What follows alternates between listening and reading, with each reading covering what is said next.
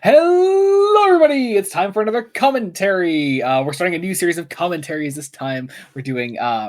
Last time, if you didn't see our previous commentaries, we covered all of the Burton and Schumacher Batman films. We've also done Steel and Catwoman because we decided to torture ourselves. We're watching what I consider to be some good films this time. We're watching through the Zack Snyder trilogy of DC Comics and Justice League films. We're also gonna definitely throw a little extra something in between two of those films. So be on the lookout for that, whatever that bullshit's gonna be. That's here we go. Be fun. Yeah. Obviously, I'm here. I'm Joey. With me is the usual goobers.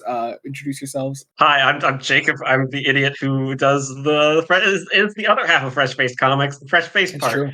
You are. Hi, I'm Mason. They keep me in a basement until we do commentary tracks. So it's true. It's lovely to see the sunlight. You know, all this lovely sun out here. It's so nice.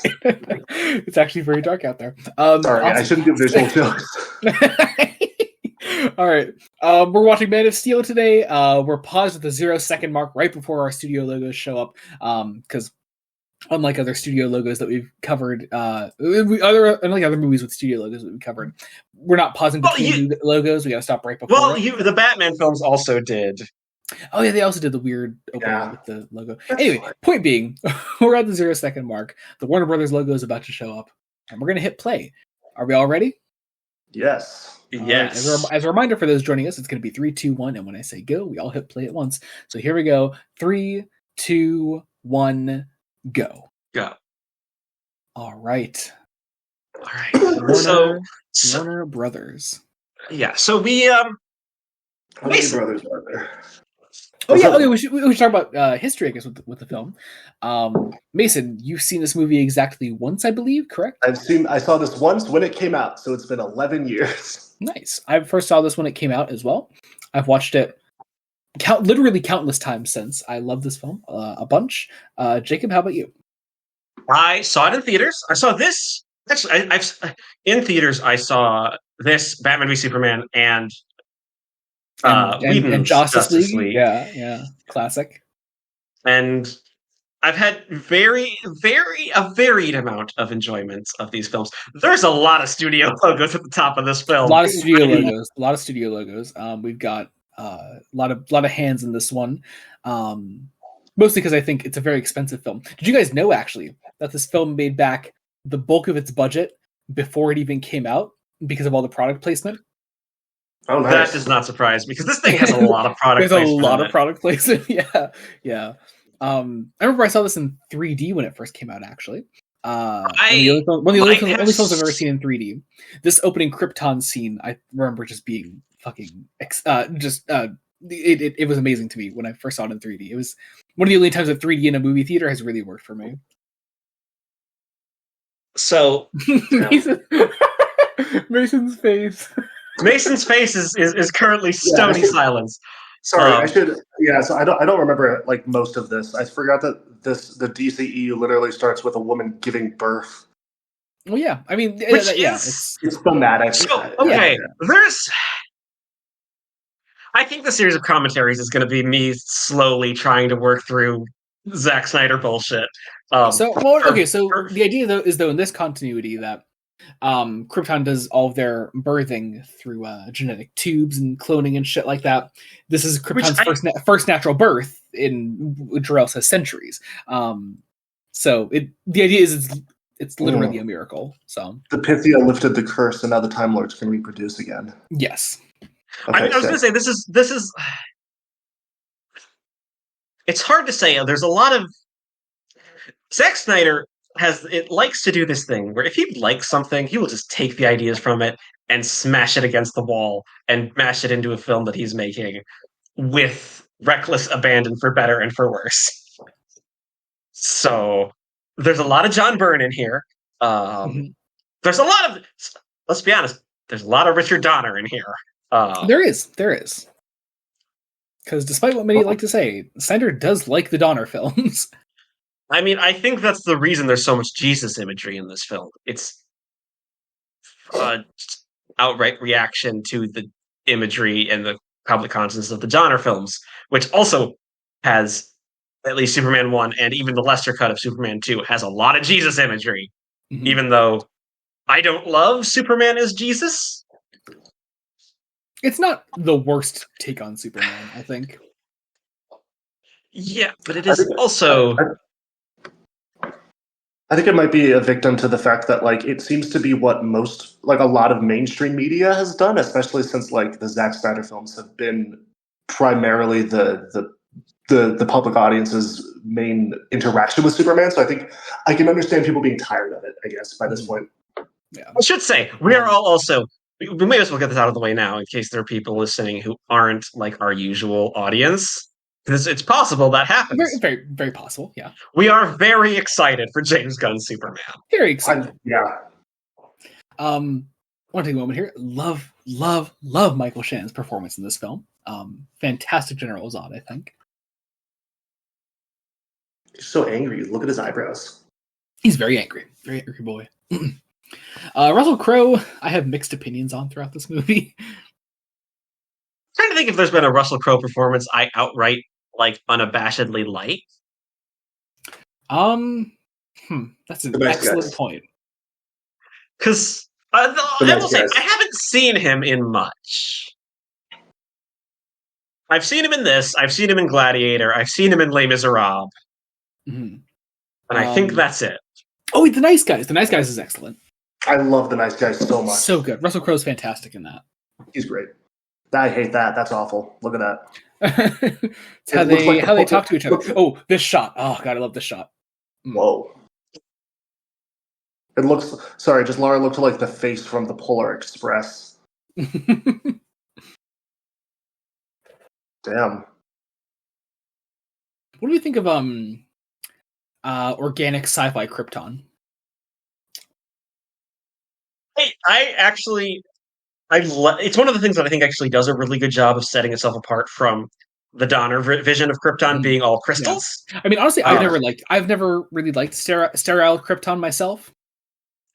I like Donner's vision of Krypton, but I don't. I think my ideal Krypton is Superman the Animated Series, where it's that kind of mix between sterile techie sci-fi and the more organic terrain of the planet. Yeah. The only comics I've ever read have been documented for the podcast, so I don't have any other versions of Krypton in my head other than the ones from the Donner films and this.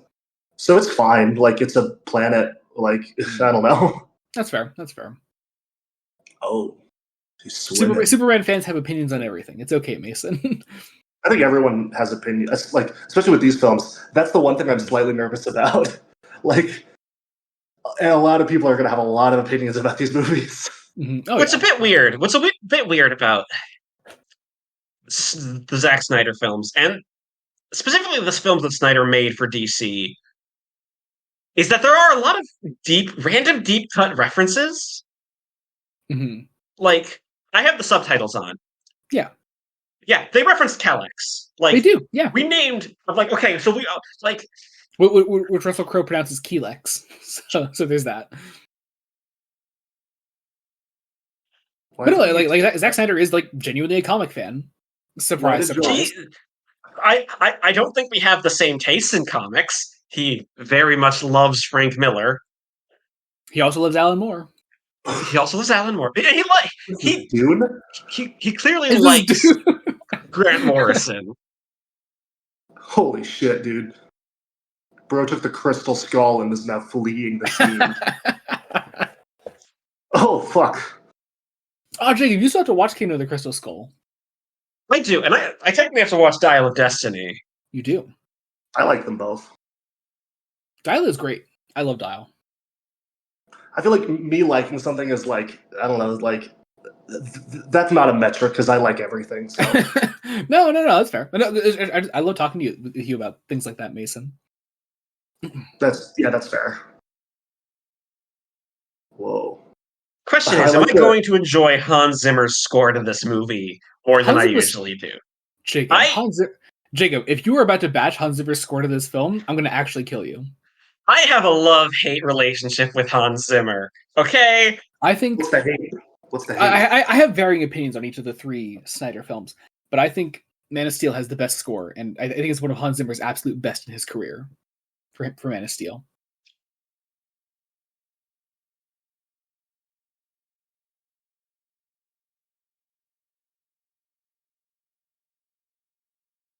Oh my god.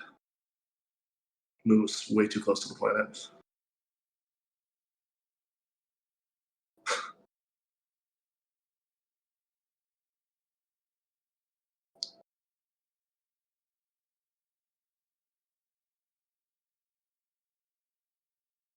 So, is Russell Crowe trying to channel Brando?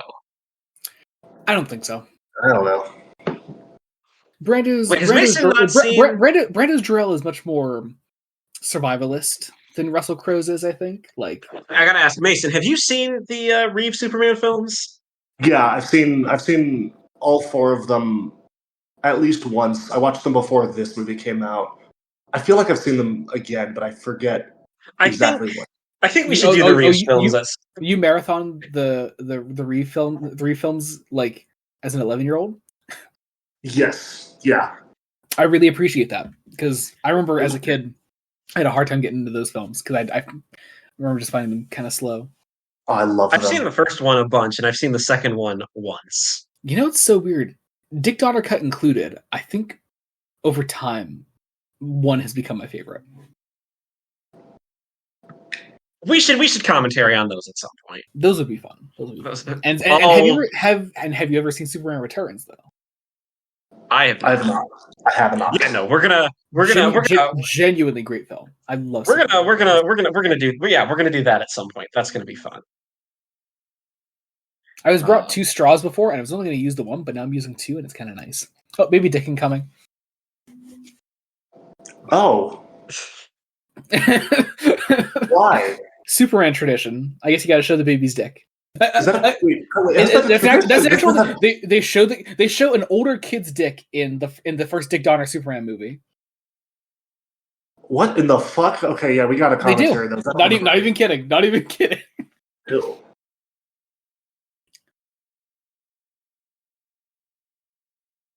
Again, Snyder does love the Reeve films in the weirdest ways. Again. I guess. Again, remember, I think this isn't nearly as long as Superman the movie's introductory sequence. No. Which is odd. Like, I'll have to give it to that. This is good. I don't know. I love the pacing of this. And also the music here. Hans Zimmer, once again, crushing it. This is like Megamind. This is like Megamind. Mason talking about Man of Steel. This is like Megamind.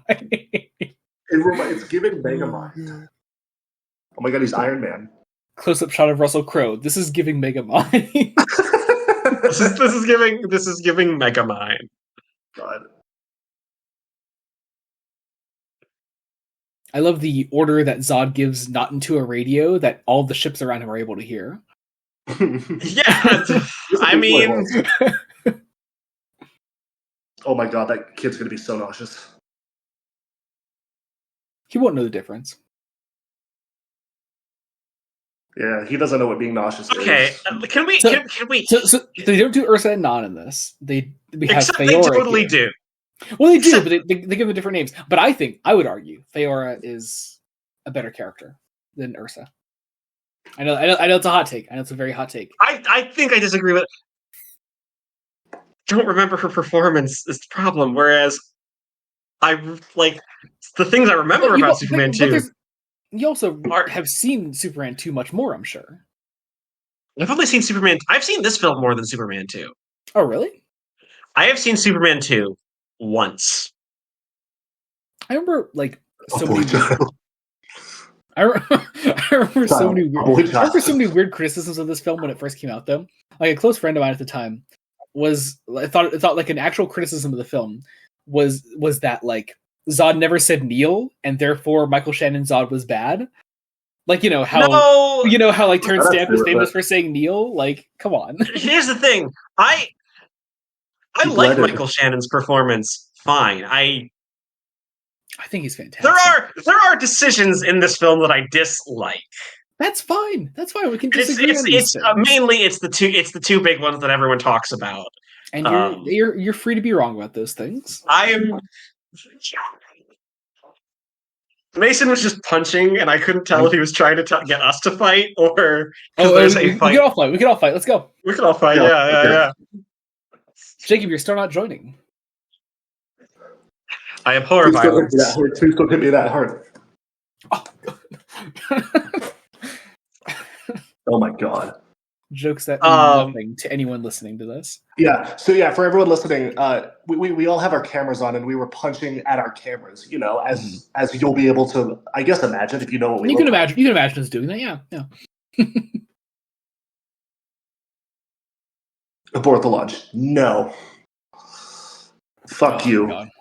There he goes in the penis ship. Yeah, there are a lot of penis ships in this movie. Oh god. Look, Zack Snyder visually has a lot of homoerotic undertones that I am 100% sure are not meant to be there. Because Snyder, Zack Snyder loves men. I like the caption: "Sword reverse thrusts." That's great. See, normally I do put captions on for these commentaries, but I know this film so well, I legitimately just don't need them. That's fair. That's okay. He's just sleeping. He's just tired. He had a long day.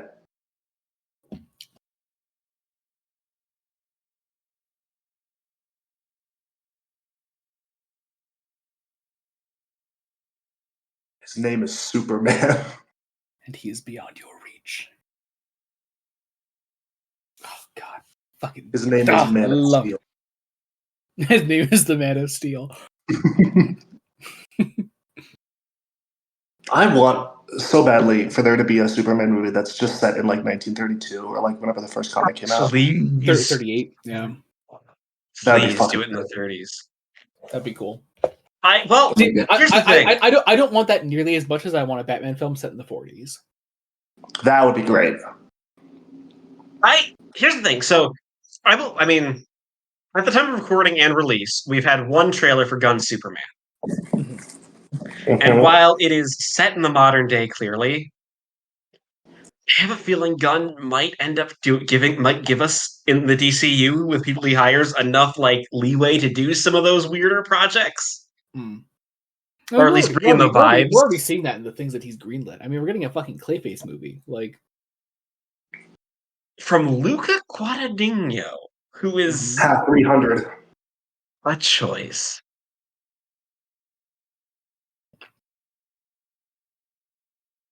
Don't damn us to a black hole for eternity. Oh, fucking Shannon, he's so good. Come on. He spits, not swallows. Yeah. I feel like General Zod wouldn't be a very caring lover. Yeah, but no, probably not. I'm not going to expound. That's all I have to say on that topic. You're not going to expound. No. Absolutely I think you should continue that line of thought, Mason. You guys are the comics people. I just continue it for 2 hours and 6 minutes, Mason. Well, so here's the thing: Zod is essentially a character created for the Donner films. Yes, basically, right? Like, yeah. And he only made the jump to comics, I think. His face fairly recently, right? Like, no, in the early 2000s. Early 2000s. So. Fairly recent. I'd argue that's fairly recently compared to when the Donner films came out. In a story written by Richard Donner in the comics that he worked on. With so many dick ships. The dick ships. Love them. They inseminated the ship. Oh, the music, so good. I do like the water effects, like dripping on the camera. It feels like Alien. Mm-hmm. Yeah. All right. Can I trust you guys for like exactly 2 minutes to this commentary alone while I go finish some laundry? Yeah, sure. Yes, you can. We have never done anything wrong ever. I'm so worried. It's okay. Joey's never left the commentary, leading us to our own devices so before. Worried. That's never happened. Illuminati. So, what the fuck? Actually, Mason, what's your experience with Superman as a character? The comic we read, the Christopher Reeve movies, this, fucking, I'm trying to think of anything else. I mean, I played Lego Batman 3, he's kind of in that. he's yeah, oh yeah, because that's one that's the large, that's the let's do a Lego DC universe game, but Yeah, because Batman sells. Um, yeah. yeah, so Krypton's blowing up. Damn. Why is it blowing up? The core is unstable. Oh, they really shouldn't like let that happen.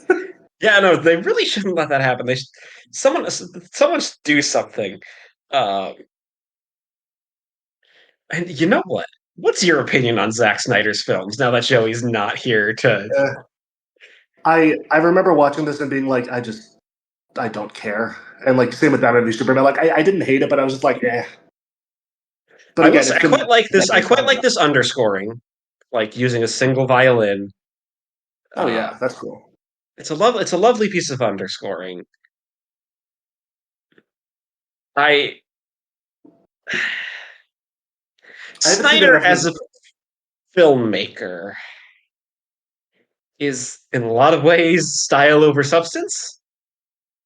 I like do kind of agree with that. His style is very fun. Oh yeah, like there's a lot of like zoom ins in one shots. But it's cool, it fits. I like it.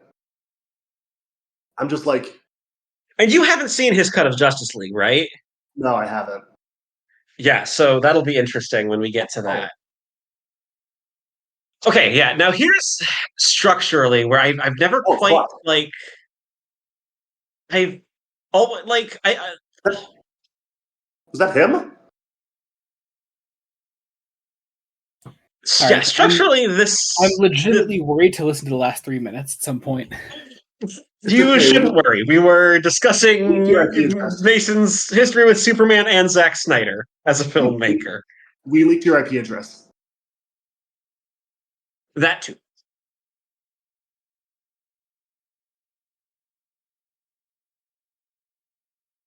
Yeah, so this is like our first proper shot of Henry Cavill.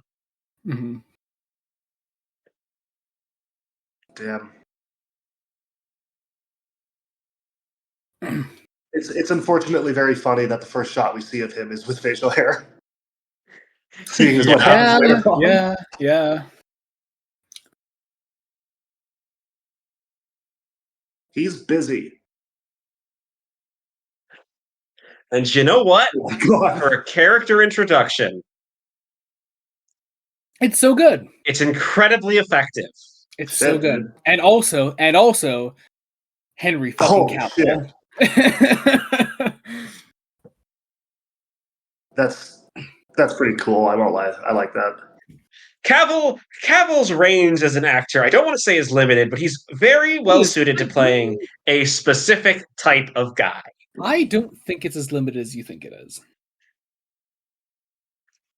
Here's the thing. I need to see him in more things that aren't this trilogy of films. Yeah, I was going to say, you've really never seen him in this.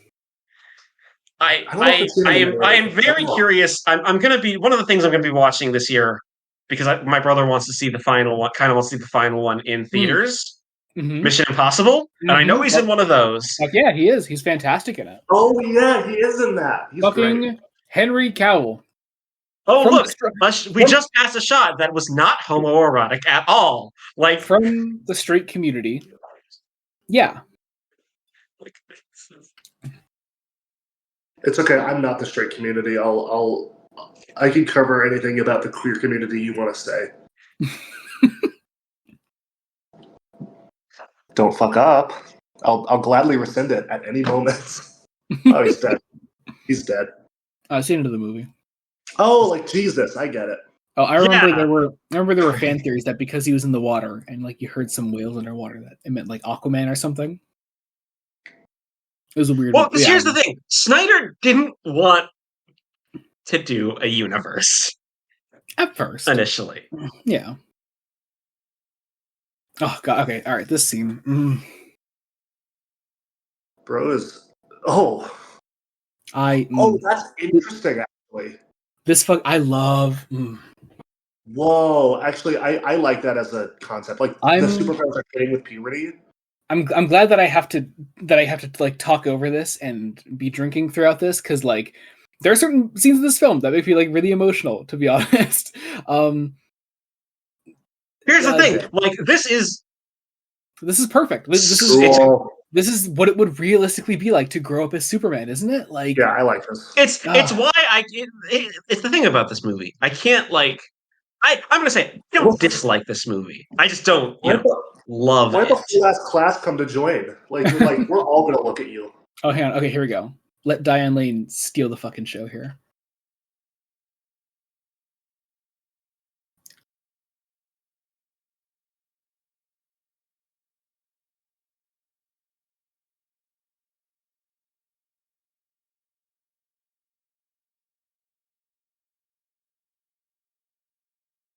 Make it small, which is again oh god, fascinating. And Hans Zimmer score here. Oh my god.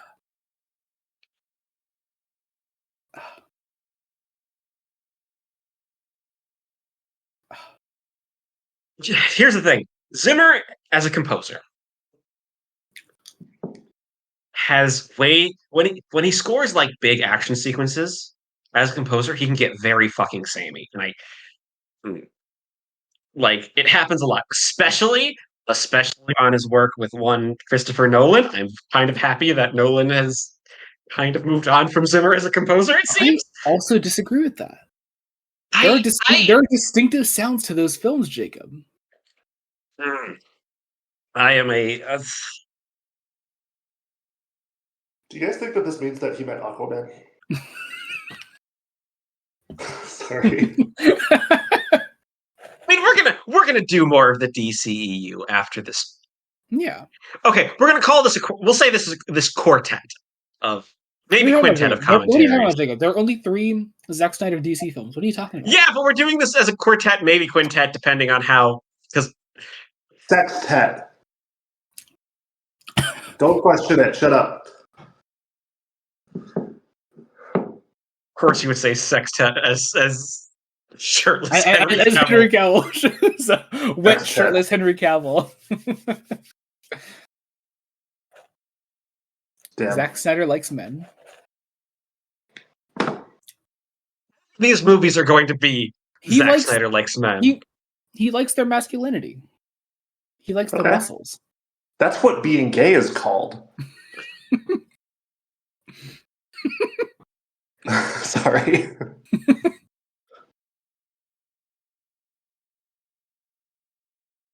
Did he hitch a ride on the school bus, or is this another flashback? No, this is our next flashback. This is our next flashback. I thought it was like, hey guys. Also, Pete Ross is in this movie.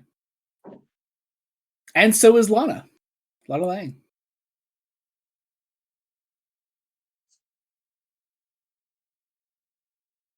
Dick splash.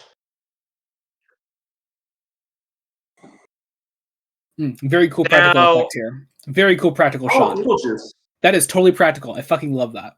They literally threw the bus off the bridge. Yeah, and had like rigs in the water to make the debris from the bridge splash up before the bus hit the water. It's very cool. I know a lot about this movie. It's very cool.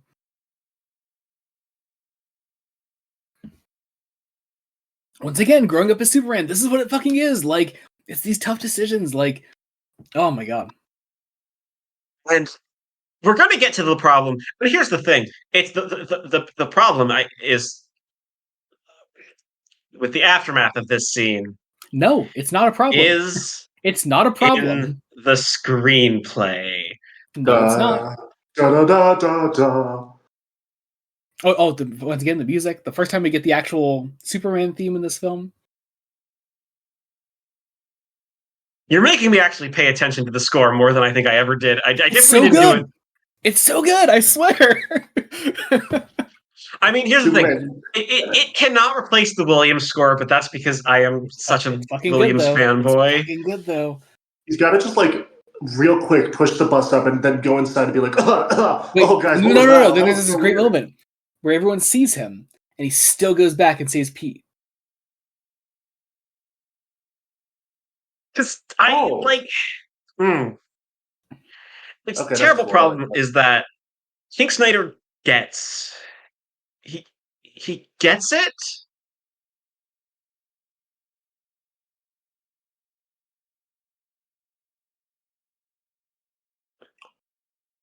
Oh, like Jesus. Okay.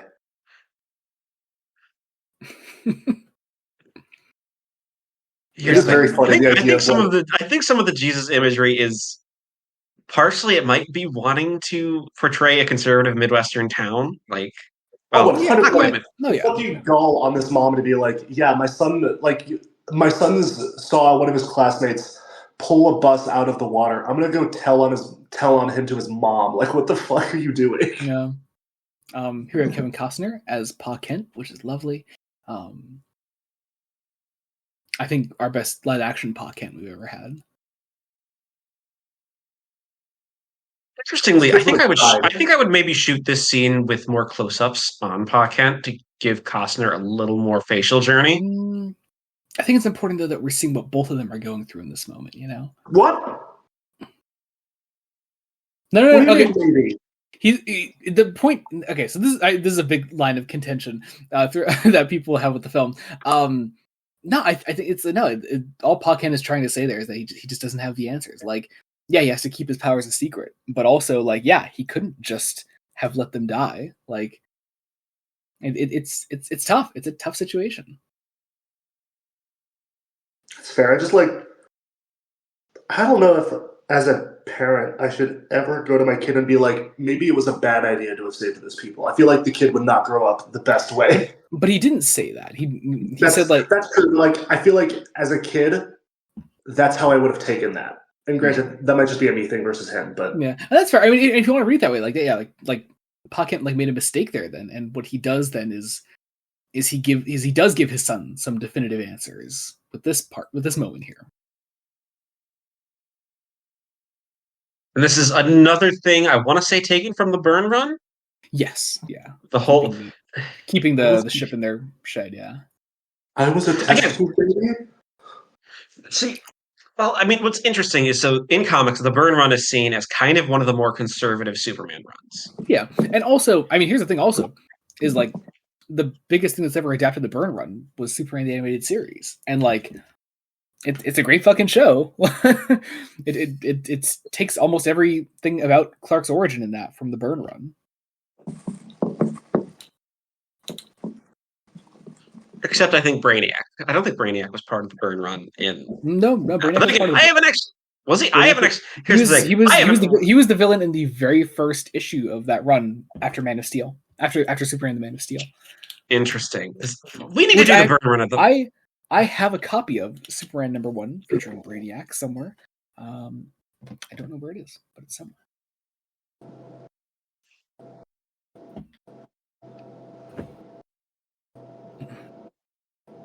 Another great moment where we get the this piano piece, which was played back when Martha is talking to him through the door, and it is the piano riff that will eventually lead into the flight theme when he gets the suit for the first time. Good. There are bits where it's like can't I keep pretending you're my son? You are my son. I think it's a struggle with Pa Kent as a character though too. It's like he's struggling with the fact that he has a son, but he knows he's someone else's, and he knows that he doesn't have the answers to who his father actually is. Pa Kent can't help but be sterile, and this is the only way he could truly have a boy. That's a plot point. that is a plot point. Is that John and Martha Kent can't have kids? I'm gonna in the comic. That's also a plot point in certain comic runs. The Burn Run. The Burn Run. It's also Grant Morrison's. I was going to say Morrison did it in their Action Comics run that we're in the middle of. And yeah, they adapted that in. Didn't they do that in S-TAS or no? They did that in one of the animated adaptations. I don't think they did it in S-TAS. I think that might have been deemed. That might have been deemed as too adult. Yeah. There was an animated adaptation that did it though. I can't think of what it was now though. I don't know. One of them.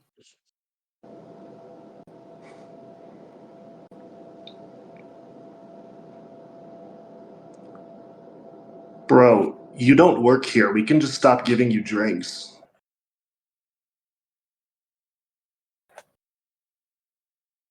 fucking ass. Nice. Great, That was great awesome. fucking moment. Great fucking moment. You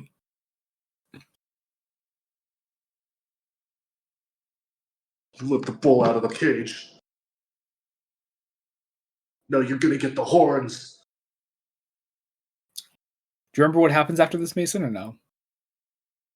Does he fucking throw him through the wall? Please tell me he throws him through the wall. No. Mm-mm. I'm gonna be so happy. It's far simpler than that. It's oddly enough taking a cue from the Reeves films, I think. Yep. Yeah.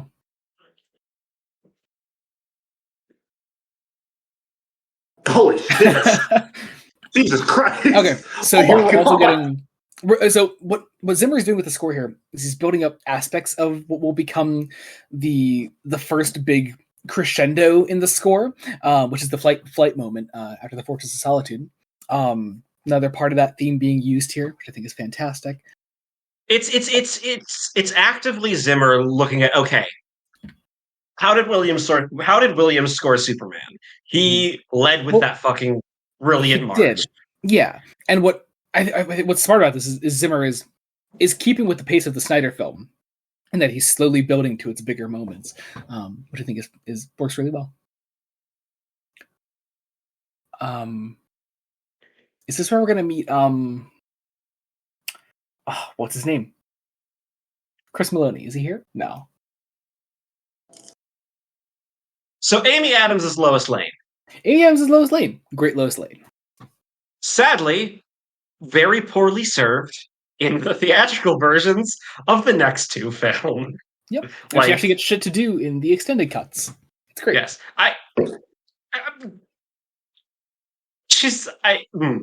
She's also not my favorite Lois Lane.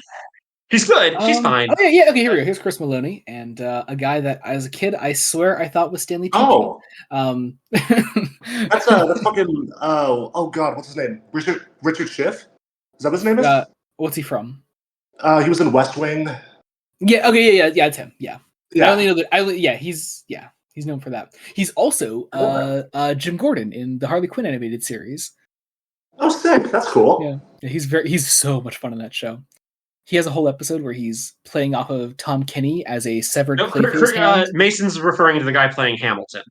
Oh, sorry. I'm talking about this guy. Sorry, I'm talking about Chris Maloney. He was from.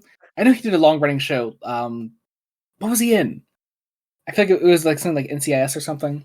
I think it was Law and Order. Law and Order. That's what I'm thinking of. Or one of the Law and Orders. There's what? Yeah. Law and Order is a non-serialized soap opera, basically. At this point, I do like the way this film uses some of the larger extended cast of Superman. Like using a character like Emil Hamilton, I think is really, really cool. It's the only one to really try to use a lot of extended cast members. Because the Reeve films never did that, unfortunately. Well, I mean, the Reeves. Okay, the Reeves films also started in the late 70s, where there wasn't a whole lot of that extended cast members that you would have. Yeah, but Jimmy Olsen is right there, and he's barely used. I mean, Jimmy is at least in all the films of the Reeves films, whereas Snyder doesn't. He uses them once. That doesn't count. It does. It's Jimmy. It's Jimmy Olsen going on a run. Let him run in peace. What do you mean? I'm talking Jacob. He's literally named Jimmy Olsen. We will talk about that when we get to it next time. It's the very next movie. Yeah. What the fuck are you doing? Fucking Lois Lane, the mad. We were just saying earlier because we were recording one shots earlier. Mad woman that she is, Lois Lane. At this point, it's just not worth it. Just let him run. Lois Lane is fucking crazy. And I will say, Amy Adams is very much like, I don't want to be Margot Kidder. My God, it's yeah, exactly. I appreciate that. Sorry, I had to pee. Oh. It's a clam. It's a big fucking clam.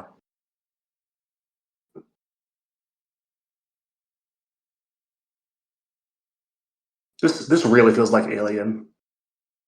Oh yeah. I think that's kind of what Snyder is evoking. It's very much let's go to H.R. Geiger Designs and make H.R. Geiger Designs. 100%, yeah. Yeah.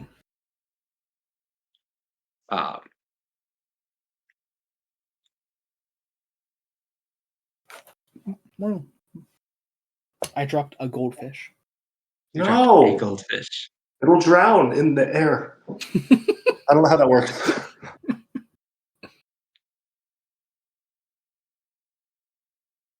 Suction hisses.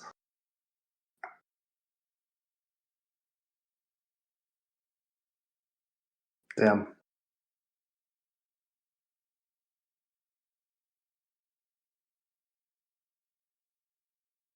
Bro, stop. Quit it.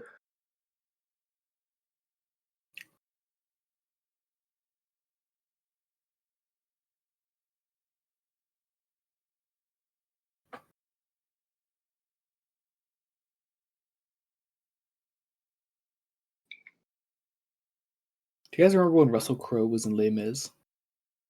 Well, I remember when Russell Crowe was in Les Mis. Do you guys like the live action Les Mis? I've never seen it. I say live action, the film adaptation of Les Mis. One. Yeah, I was like, I don't know what I was trying to say there. Adapted from the Japanese anime of the Japanese. I mean, look, knowing anime, there probably is an anime version of Les Miserables out there somewhere. I would actually watch that. Because Les Mis has been adapted so many times to like film and television. I want Mech Suit Javert. No, I don't. That movie. It's bad. I'm sorry, Hathaway deserved the Oscar she got, though. I will defend. Hathaway is like the only thing I actually like in that film. That is a film that put its actors through hell, and the director did not learn anything about putting his actors through hell. Yeah. Oh, it has a flash. God damn it.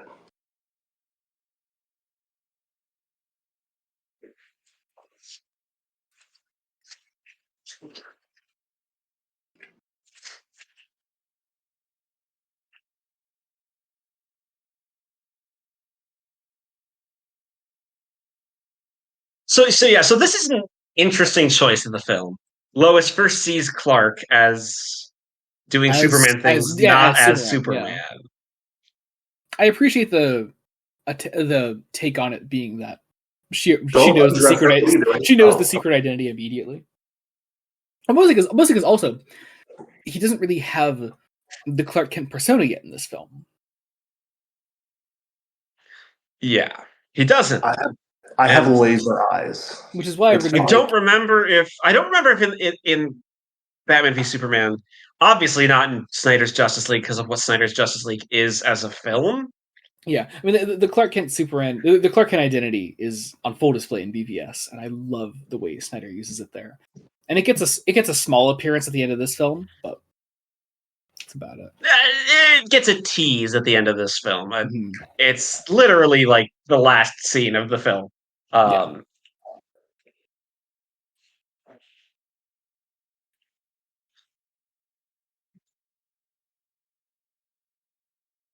Oh shit! Mm-hmm. It fall down.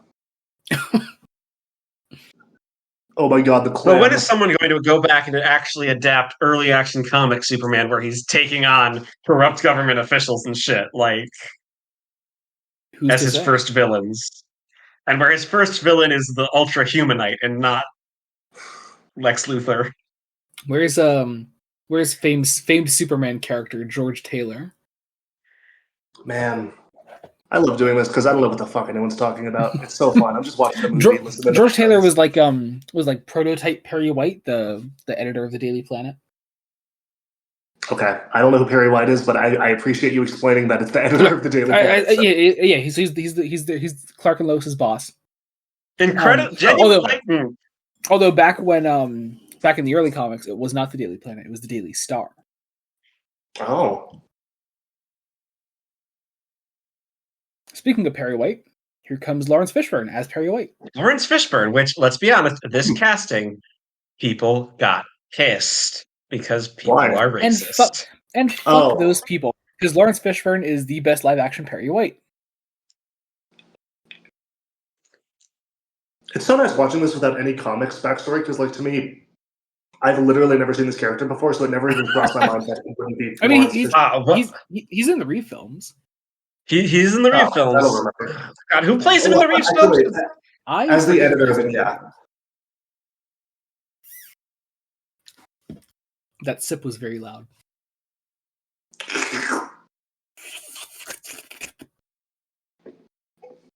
Is that Sam Elliott?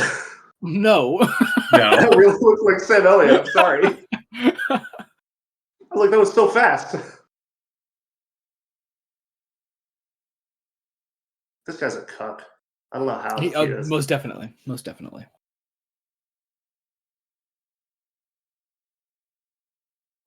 Oh my god. The fucking eyebrow. Your fucking eyebrow. Jackie down. Cooper in the Reeves films. You cannot raise an eyebrow if you're a twink. Trust me, I've tried.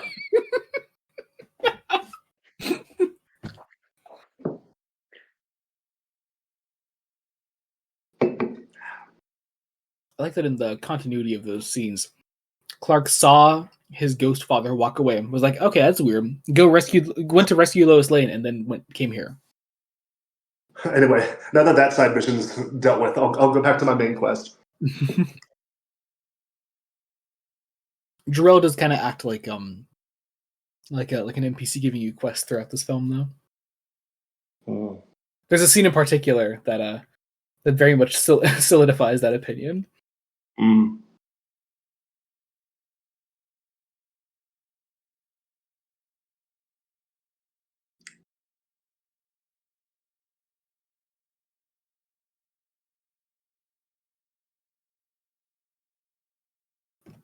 So, like, I appreciate this film's want to separate itself from Reeve iconography. We've talked about that a little bit already, but like, this is the first feature film adaptation of Superman to be completely separated from what Reeve and Donner did in the original film. Like, even Superman Returns was a sequel to the Richard Donner cut of Superman 2. So, like, I don't know. I just appreciate that. So, like, we don't have the big Jarrell head here. You know, I appreciate that. I mean, I also don't know if the Jarrell head would play well in 2013. Imagine like giant Russell Crowe head.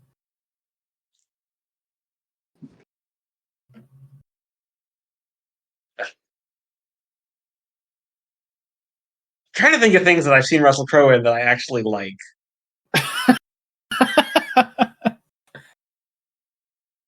You've seen. I mean, Gladiator's decent. Jacob, you love Thor: Love and Thunder.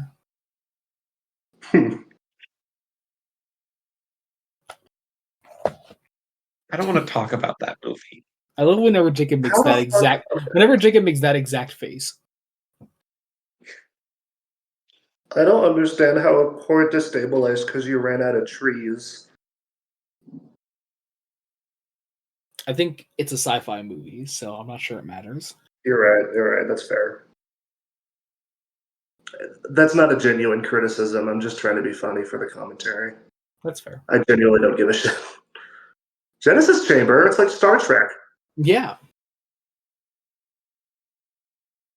Where's Leonard Nimoy?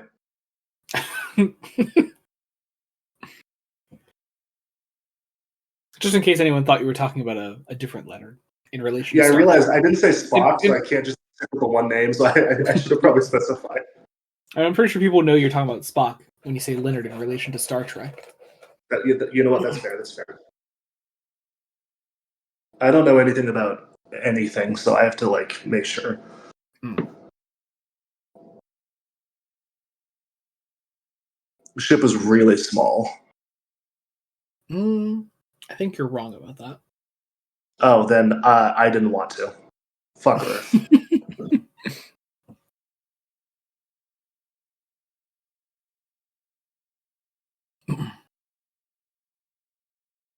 That's stupid. I do like that in addition to the suit that Jarrell's about to give him, he also gives him a shave.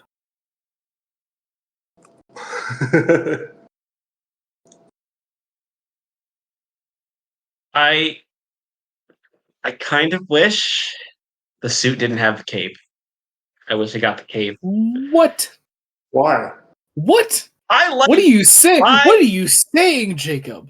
I want the cape to come from from the Kents, okay? I really like it when Oh, I thought you meant the suit just shouldn't have the cape at no, all. I was like, what no. are you saying?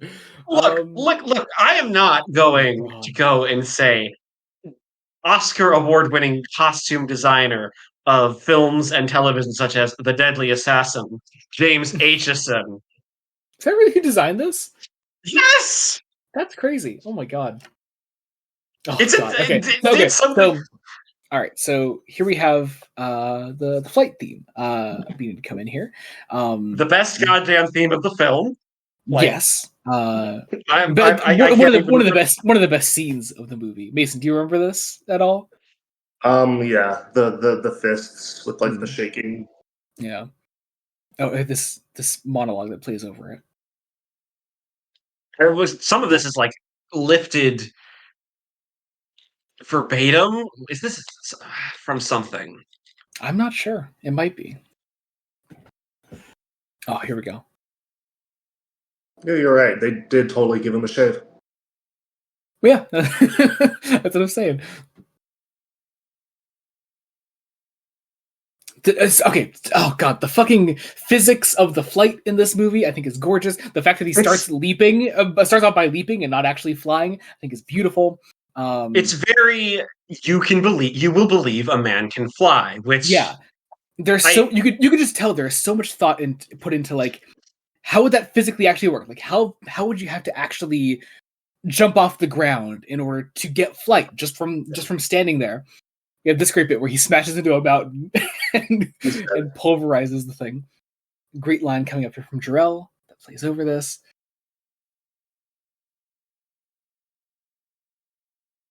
This little piano piece in here, I think, is gorgeous. Oh.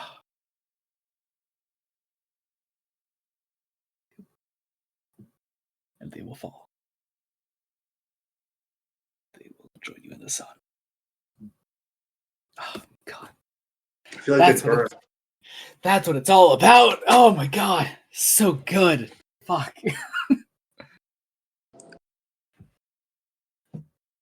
That perfect dip bring us right back into this. I love that. God. This is cool. Oh hell yeah, dude. Oh my god.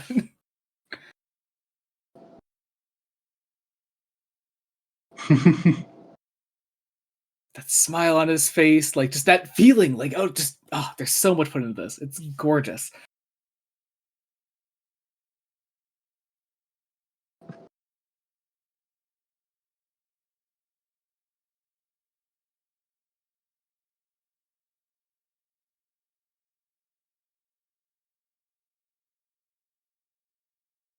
Once again doing the trying to like can we make you believe a man can fly, which is I think kind of integral to doing a good Superman story. Oh yeah. Like yeah, they did really good with it. Oh god. I don't know how I feel about the colors of this movie. It's like weirdly like not gray, but like it's not as saturated as I think I would want it. Interesting. I know that was a pretty common criticism when it came out, which I get. I don't know. Here's the thing: there are points where it pops, like that. I think weirdly enough, the suit is the thing I will defend the most color wise, because the suit's I mean, I am not going to complain about a James Aitchison design Superman. I'm specifically talking about like the world around it. The suit I think is great, but just like well, I think that's it works for Krypton. I wish it was different for Earth. Yeah, I think that was the point I was going to bring up next, though, is that like it feels like the rest of the world is colored the way it is, so Superman specifically stands out. So he is the sort of beacon in the center of it all.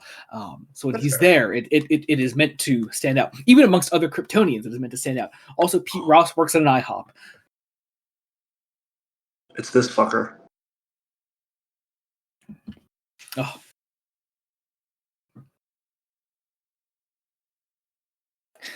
Martha Kent in the Sears shirt. Your son was in a weird clam in the Arctic, and then laser shot out of his eyes.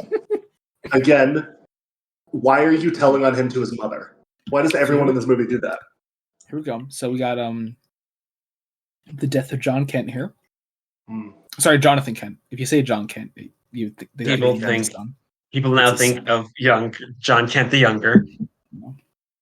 I've just gotten so used to like shortening names in talking about things that I just kind of naturally did that for Jonathan. It's okay. That's exactly what I did too. Because when you said John Kent, I thought, John Kent the Younger. Okay, so Superman has a son in the comics that he named after his father. They named after Jonathan Kent. Okay, thank you. So, yeah, I'm sorry. That was a sorry. No, that was a big no, it's good. It's good.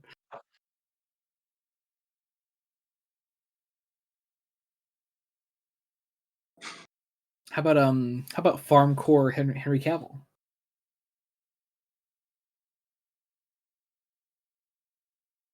Mid. 6 out of 10. On Farm Core Henry Cavill? From the side, Pa Kent looks like a turtle. You know what? Henry Cavill can play a convincing, like, early 20s version of himself. Not even gonna lie. He doesn't look that bad, actually. Yeah. Outside of the cheekbones. It's the cheekbones that are like... It's just the cheekbones. That's fair. But honestly, like, I buy it. I buy it. But Father, when can I go and be on my own? I've got the whole world to see. Amazing.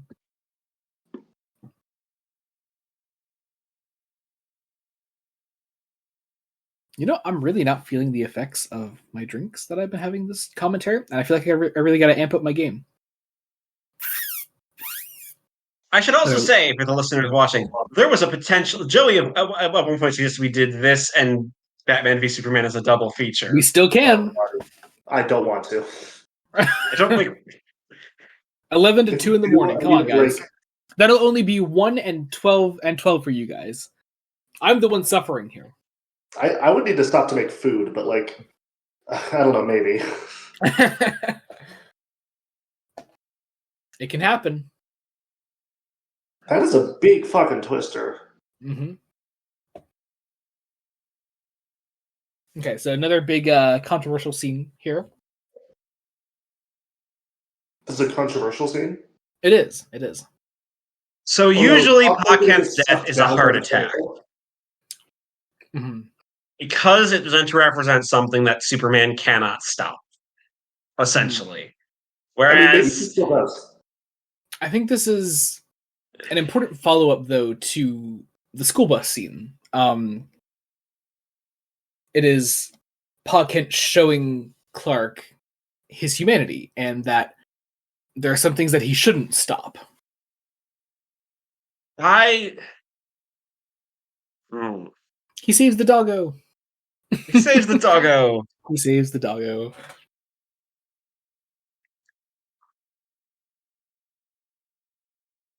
Okay, so also, you know what? I think it might work better. This scene also caught flack for John Kent letting himself die. But here's the thing: like, no matter what he did, he would have died here. The point is that he does not want Clark to save him because he does not want Clark to reveal his powers. I hate this shot. I hate this shot specifically. This is the shot that, like, it's not bad. Doesn't work. I'm sorry. Sorry, Henry Cavill here though. I fucking love his performance. I hate to be that guy, but I'm pretty sure if he was walking away, he would have made it. He literally stood there and was like, "No." I won't defend that. Like, I don't think he could have actually outrun the fucking Twister. Oh sure, but like, you know, maybe.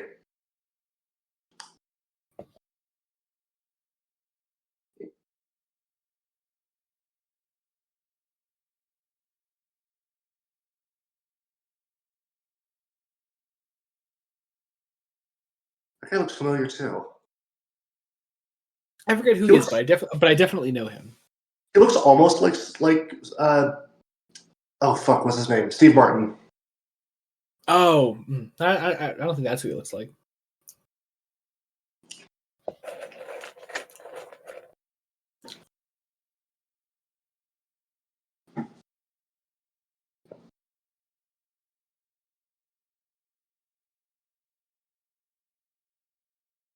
One of the people who had a line earlier was supposed to be Steve Lombard.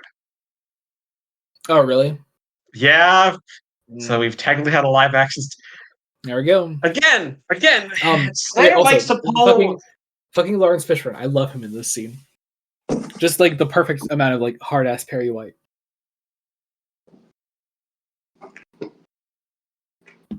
And just still that side of him that cares for Lois as a person, not just as an employee.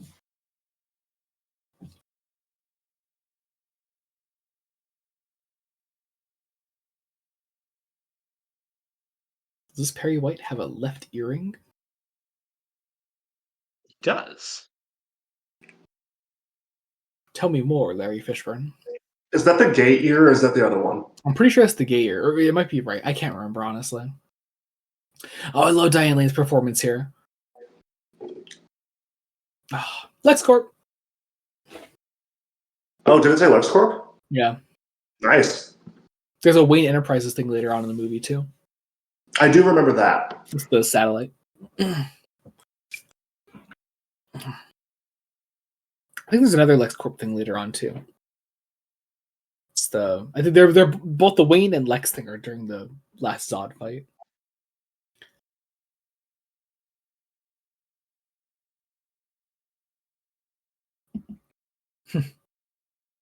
Martha immediately shipping Clark with a woman she barely knows. The joy on his face when he says that. Ugh.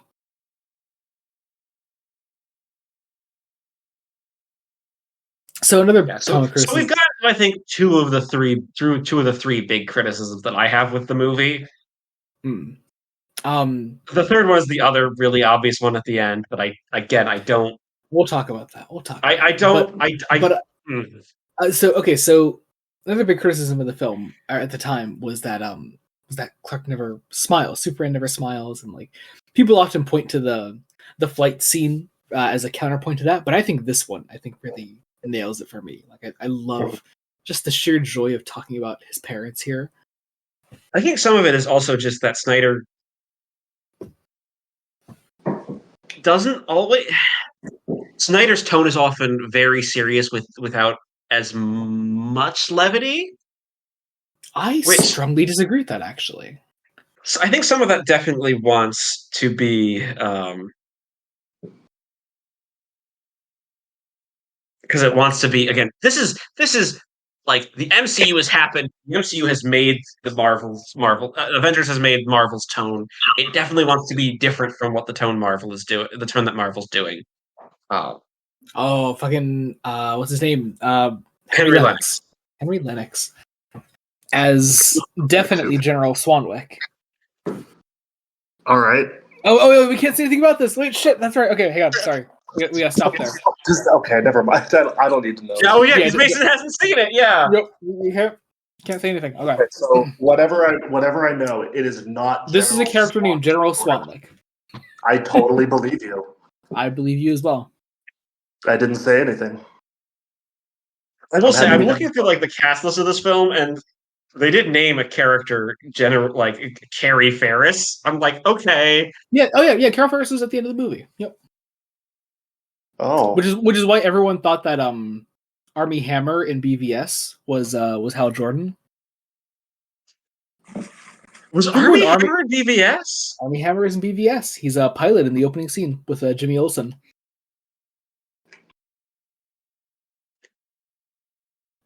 I'm not even kidding. We're gonna watch the movie at some point. You'll see it. It's right there. It's only in the extended cut, I think. Damn.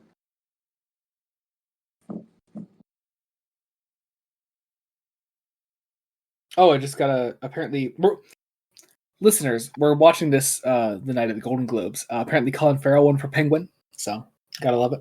Nice. I didn't realize the Golden Globes were tonight. That is, they Golden Globes are tonight. Oh God, Zack Snyder doing some genuinely great horror-esque directing, I would say here. Uh-oh. Very influenced by that post 9/11. The entire world is watching when something insane happens on the news. Oh, the sound design here, though. Listen to this. This is fantastic. Such an eerie sound. Yeah, that's cool. I like that. And then as he opens the door here. Oh, fantastic. Oh my god. Zod made a snuff film? He did. That's awesome. I feel like he's going to get a call and just hear 7 days, and then he's going to have 7 days to show the tape to someone else.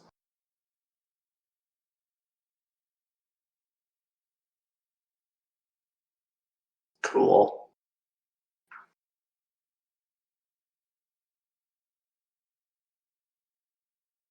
I hope that, like, in the UK, it's Zod with a British accent, and, like, in Australia, it's Zod with an Australian accent.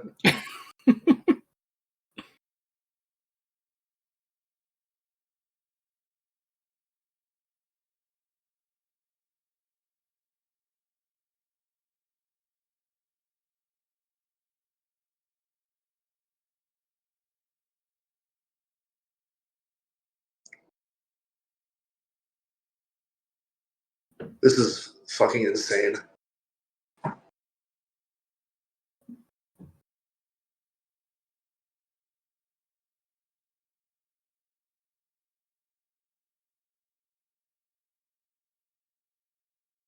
So some of this is definitely inspired by the Iraq and Afghanistan wars.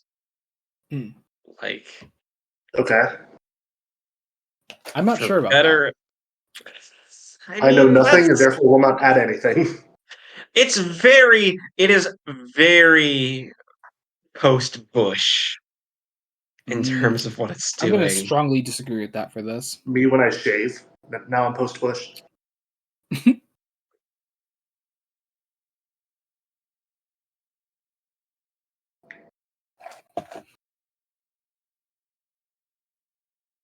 Wait, am I misremembering who was that pilot in Batman v Superman? I might be. No, Oh, sorry. okay. Yeah, totally different actor. Sorry. People thought it was Armie Hammer, though. Yeah, different guy. He looks like he could be Hal Jordan, though. Dan Amboyer?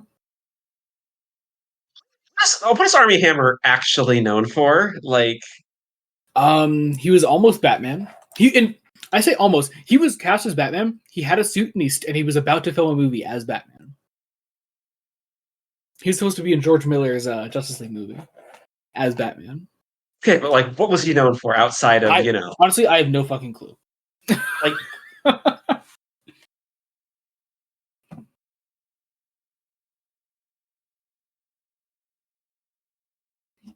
Why am I not getting drunk?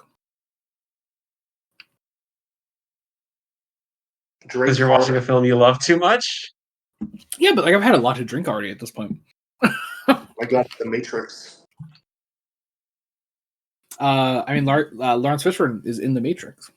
That is big facts. What did you say, Mason?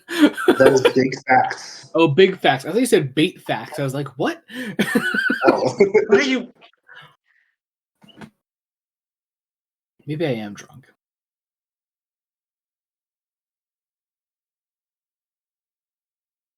Everyone almost looks like someone. Oh, okay. So here's another big controversial scene. If he goes into confessional, I'm going to throw a fit. I'm going to have a fucking... I mean, he doesn't, but he basically does a confessional.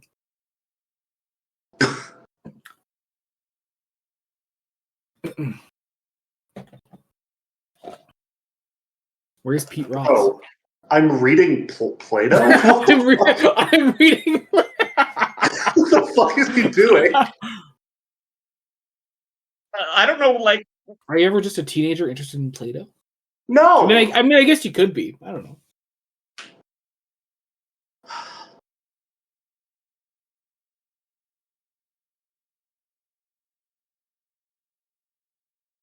These school bullies are stupid. Bullying a kid right outside of his dad's garage. Yeah, they went to his house. See, okay, there's Pete Ross. Okay. Yeah, because again, the Pete Ross in the like Ross's journey in the comics is interesting. At one point, he was like the vice president of the United States under True. President Lex Luthor. That didn't get a rise out of Mason. I Corp. I wanted thought that would get a to. rise out of Mason. I wasn't listening. What'd you say? No, leave it there. Leave it there. Don't say anything. Jacob. Sorry, I was watching the movie. You know, like our jobs. Yeah, Jacob. Yeah, we should be watching the movie. Yeah, but that makes it an uninteresting commentary. Doesn't it? Sorry, what was it you said that was trying to rile me up? What did you say, Jacob? Use your big boy That words. Pete Ross is a character in the comics, was once the vice president of the United States Okay. under President Lex Luthor. Okay. That makes sense. At this point, whatever. Like he tried to be the president in Lego Batman 3. That's something I could see actually happening in the comics. I forgot that was a plot point in that. Yeah, he has been presidente multiple times. Oh my god! Oh, it's like Jesus. I understand. It's like they were worried you weren't going to get it, Mason, if Jesus wasn't there. Right. Here's the thing about Zack Snyder. I don't think I know writers who use subtext, and they're all cowards. They are all cowards. You're right. Wait, who's cowards? Writers who use subtext.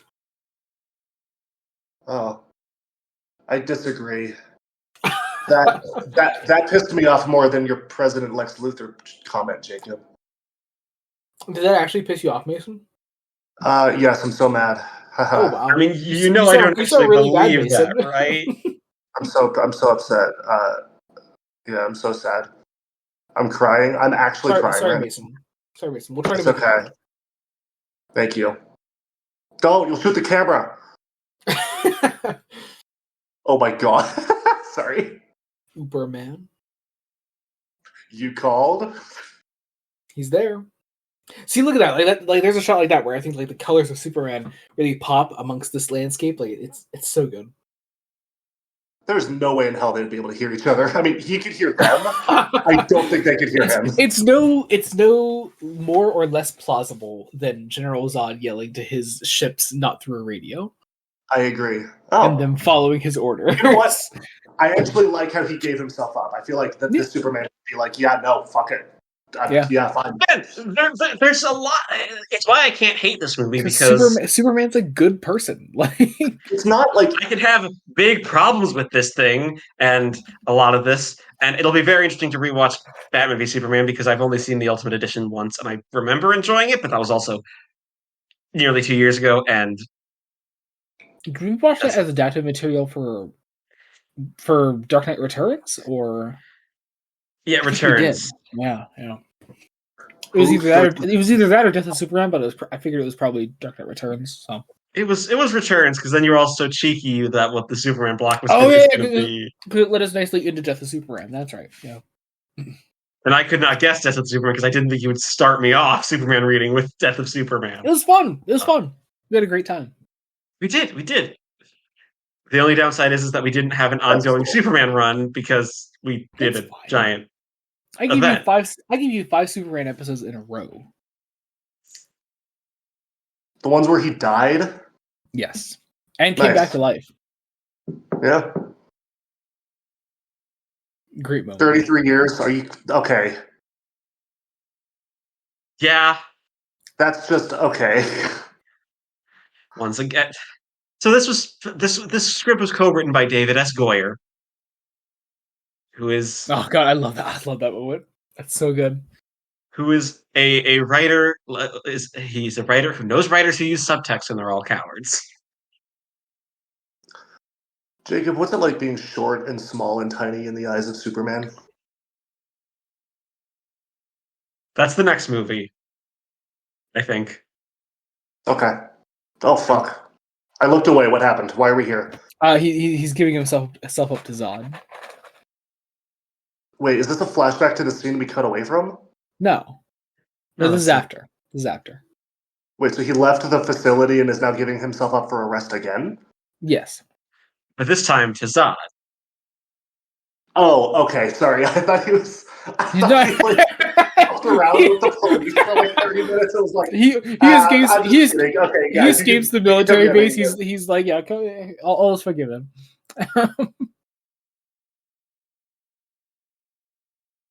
Oh my god, they're coming. Lois Lane is coming. Hey, Henry Cavill's standing in front of her. I'm so happy that my taxpayer dollars are going to the gas that those helicopters are using to stay up there for hours. Yeah, I just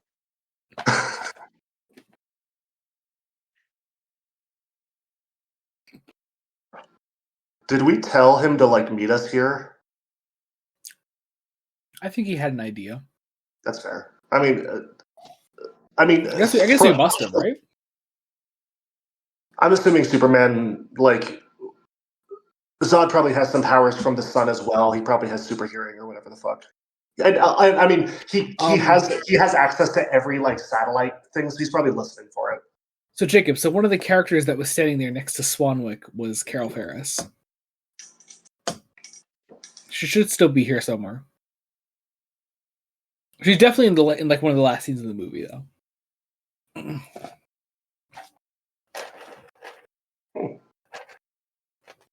Oh, so they don't have the superpower because they're scared of the sun. Yeah, because they're not. Yeah, because they're wearing protective suits that they're not exposed to the yellow sun. So. Mm-hmm.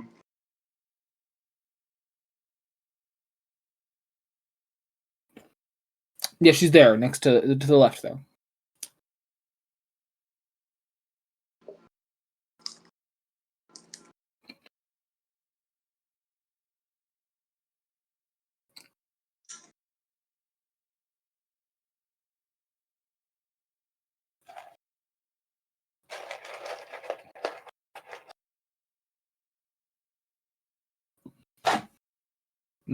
I'm starting to feel the drink.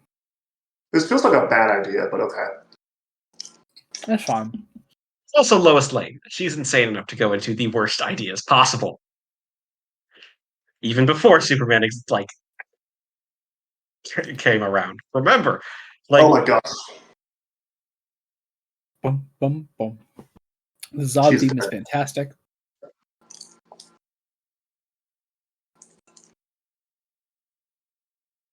Door. Look at them.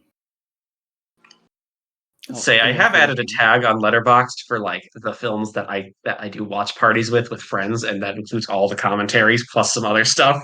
Nice. So all of your Joel Schumacher reviews belong in there. We should just watch every Joel Schumacher movie as a commentary.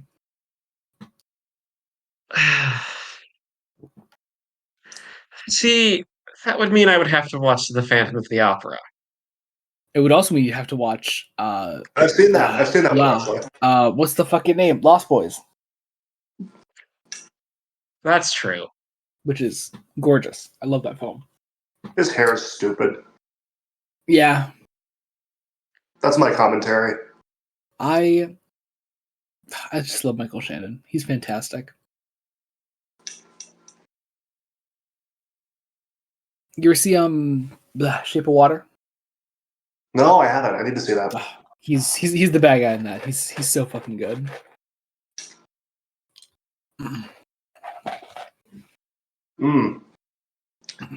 He's losing his Earth powers.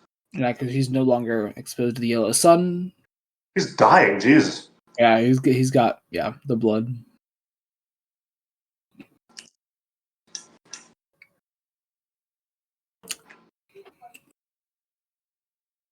Michael Shannon is also in Knives Out. He's fantastic. He is. He's fantastic in that. He's great in that. According to Rian Johnson, he has his favorite ad-lib of that whole movie. But I'm now forgetting what it was. I can't remember. It's when they're all yelling at Chris Evans. I can't remember what Michael Shannon says there. Oh, this scene I love. Oh my god.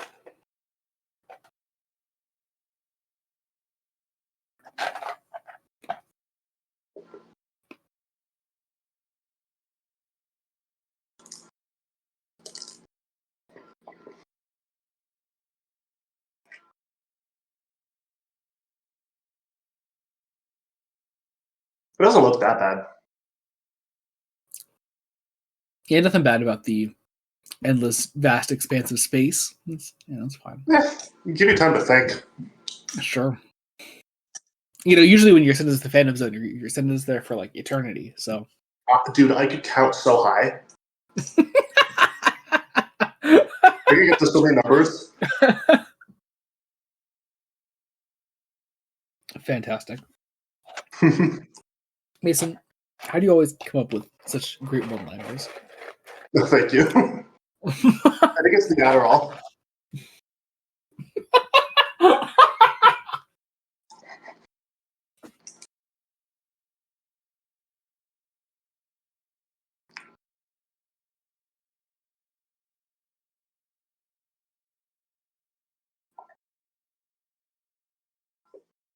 Oh, So no Supergirl in this universe. Oh no. There's that shot in when Clark first enters the clam ship that Mason now has me referring to it as, when he sees an empty pod in there, and that's what everybody thought Supergirl was. So empty pod.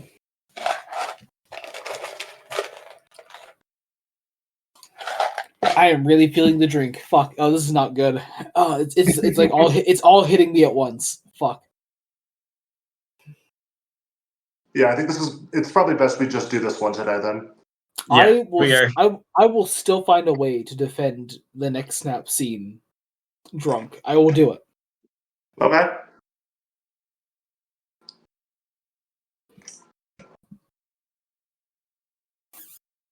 Why this planet?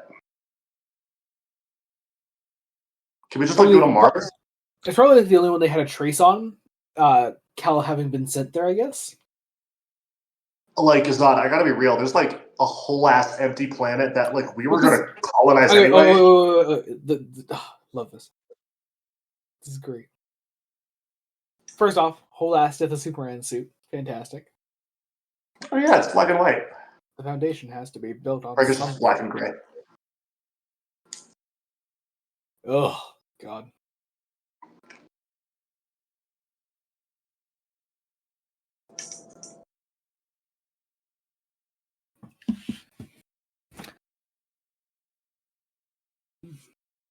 Bro's drowning in skulls.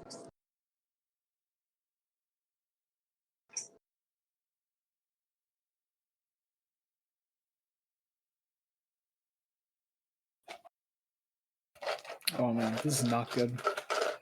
We're fine. I mean, I don't think I'll ever hit like Batman and Robin commentary level drunk on one of these, but like, Or like Steel. Oh man, what was worse? Didn't you fall over trying to go to the bathroom during Steel? Yeah, I did. Was it?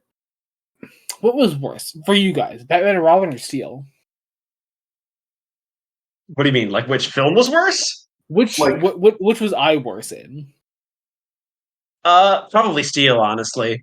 I think Steel. Because it was so much all at once.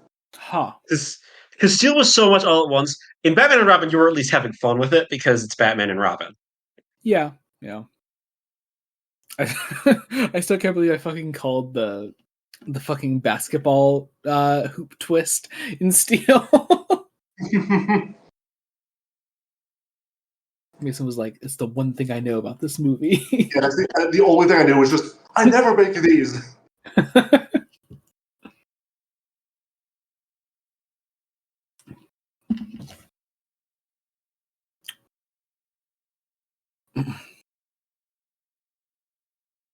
Is it just a thing now that I get drunk at all these commentaries? Is that just a thing that's going to happen now? Okay. Honestly, I thought it'd be different when we started watching good movies, but I guess not. Yeah, no. I thought so too. Well, I didn't drink for Catwoman, Batman, and Batman Returns. Mm-hmm. We probably won't drink for Snyder's Justice League just because that is so long. And could you imagine I was drinking for all 4 hours of that? I'm gonna need. I mean, that's what happened with Batman Forever and Batman and Robin. That's true. I got through a whole 12-pack in that. So I want someone to throw it like a dart. Like, yeah. Wait, no. Give it a second until it shows up. Ew! I don't like the way she rubbed it before she pushed it in.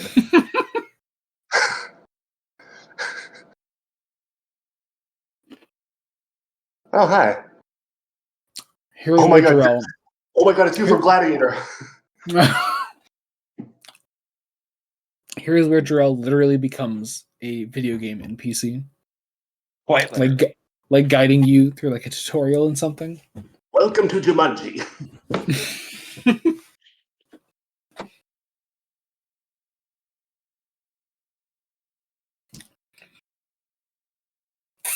Okay. Why do my sips keep turning out so loud? I don't know why that keeps happening. Rose sips are so loud. That's true. What is this, a Christopher Nolan sound editing movie?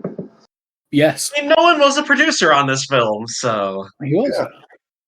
and I can hear the dialogue. doesn't he have though, like doesn't he have story credit on the film? I think so. He's like, guys, I read a Superman comic. He comes from Krypton. Krypton blows up, and then he lands on Earth. All right, Chris. All right, go back to bed. It's okay. Well, they wanted Nolan to direct this film, They did, yeah. and Oh wow. he obviously didn't want to. Well, because he had literally just come off of Rises at the time. That fucking look that Cavill gives there. Oh no, not the IHOP. Pete Ross saw it. Mason, that was important. I see your face. Pete Ross saw it. It's relevant. I heard. It's definitely not the need for product placement in this film. We're following Pete Ross throughout the film.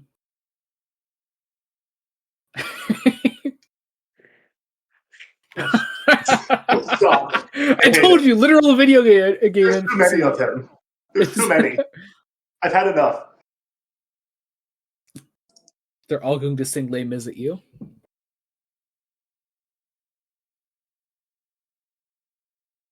You just hear a chorus of stars behind you. Of stars. I love this. I- There she goes. Here's the thing: Russell Crowe can actually sing, right? Like, He can. He just can't sing in that fucking movie. and I think some of that is down to that. What's his face cannot direct actors to sing. Like, Or just can't. there's that too.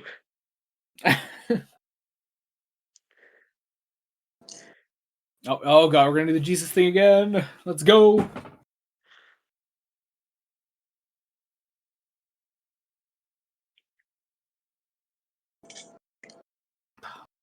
Joke's on you. Superman's the secret identity. It was Clark Kent all along.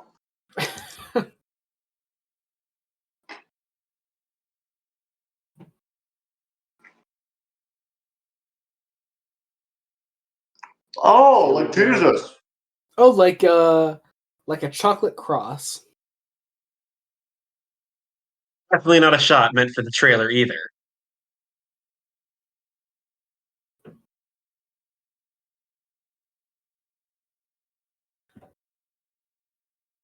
Man, Lois has had a rough fucking day. Isn't it crazy they make chocolate crosses?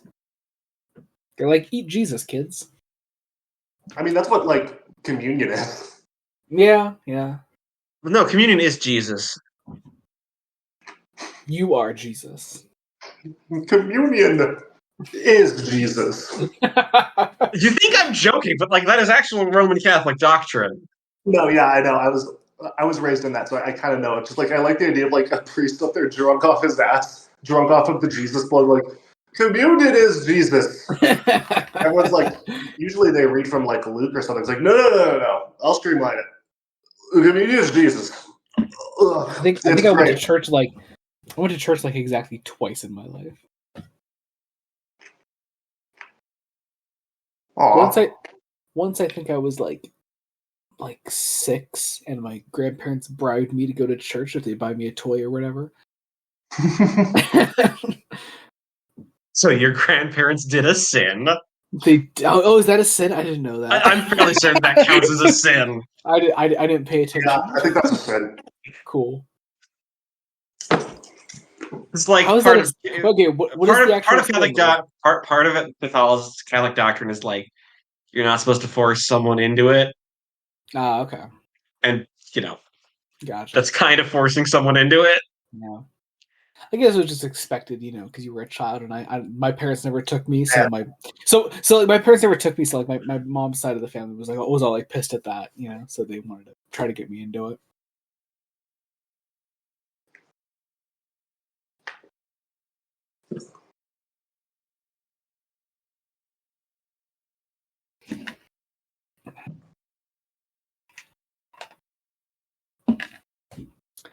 Oh, you cannot hurt Diane Lane.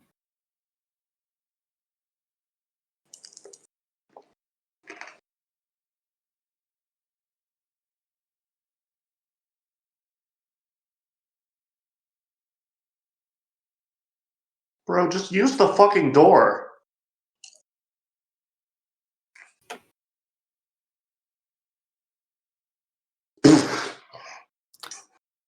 I'm going to pick up and throw this Chevrolet. Get it? Chevrolet that I'm tossing into this farm. Okay, this right here, though. This right here. Fucking love this. Oh yeah, because he fucking killed his mom. Oh yeah, yep. Oh yeah. Man. Fucking, oh god, love it. Why do you know that name? He's going to blow up a 7-Eleven. A 7-Eleven. Look, oh no, a Super Red Blue. Okay, can we at least agree that there is way too much fucking product placement in this movie? I mean, hey, as long as it pays the bills, and it did. Like I said, the movie made back like its whole budget just on product placement.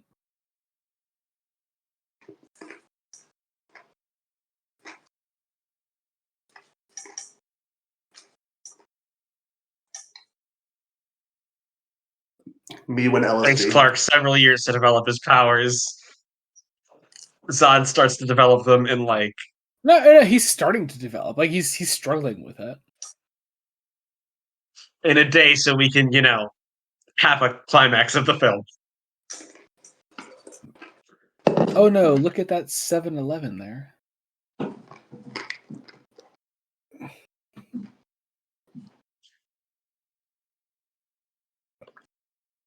How will I know? How will I know how much damage? How will I know how much damage they just did if I don't know what kind of car Superman just rammed into? Dodge rammed into.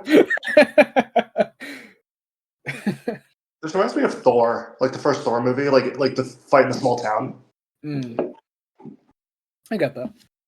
This is also just a time where there was so much product placement in these sort of superhero films. Like, oh yeah, I think, what Sears is coming up here? Was that AAA there? Is that America product placement? Does that count? I think every movie ever is American product placement. I mean, we're a capitalistic society. Does that count? Does that count as product placement?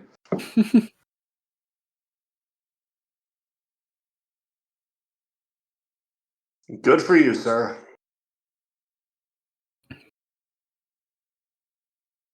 There was no one driving that helicopter. That was weird. There's a Budweiser sign. Mm-hmm. There's the sky, clearly referencing Blue Sky Entertainment, which is not defunct. There's a shark, like Shark Tale, with Will Smith.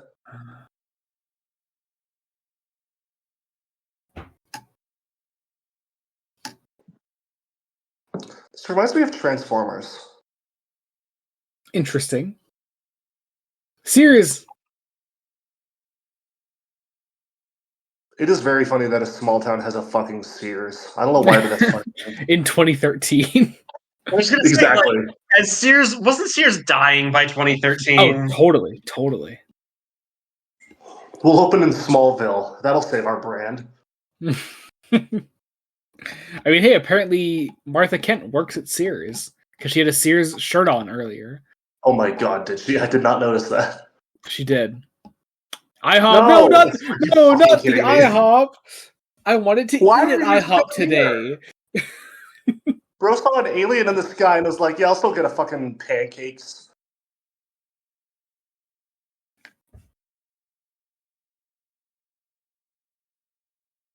I know one of the big criticisms is there's too much collateral damage, but I do think there's at least an attempt to make most of the collateral damage not be Clark's fault. Oh yeah, exactly. It's Oh, never yeah. really Clark's fault, is it? Like, And like, it's kind of his first fight, so like, I don't blame him. yeah, exactly. Yeah, especially like first fighting like anyone super powered. Like, And like, well, here's the thing: a lot of the collateral damage thus far has been here the we go. fault of This was the States very first military. image ever released of Henry Cavill as Superman. Was him in front of that fucked up vault there. When they revealed the suit. I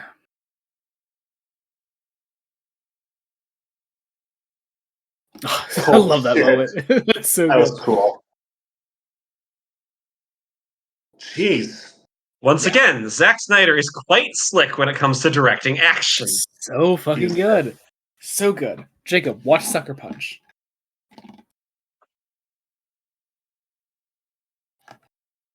Oh my fucking god. Oh no, she's threatening him in front of the Sears. I wanted to go to Sears today. He's threatening him in front of Sears. Let's check and see if there are any Sears still around. I don't think there are. I think it's totally there's dead. no way. There's no way, No, right? if you look it up, you're falling to the product placement. That's what they want you to do. They want you to look into the company. Jacob, you are a capitalist if you do that. Let Sears be a fucking liminal space in your memory. Don't let it come back. Wow. So, Sears apparently does still exist. Oh no! Ew, I'm sorry. How many? Does Martha Kent still work there? There are apparently like 200. Hang on. There are like 200 left. Hang on. Damn. That can't be right. Not the U-Haul. Not the U-Haul. No, I was planning to use U-Haul today. Oh fuck! No, he has fallen and he cannot get up because he's in the air. Oh, he's fine. Just that small moment where he just asks if he's okay. It's nice. It's just super. Okay, so apparently there are 8 Sears stores remaining. 8? Yeah. Holy shit! I mean, hey, they're doing better than Blockbuster. 7 in the U.S., 1 in Puerto Rico. Okay. Good for Puerto Rico. Puerto Rico. Oh god, I'm starting to not be able to talk. Fuck. Hey, look, 7-Eleven.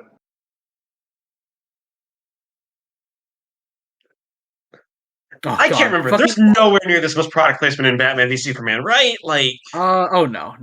We'll find out. I fucking love the way. Okay, were you guys? I don't know if you guys were watching that one shot there. The way Feora fights, like, oh my god.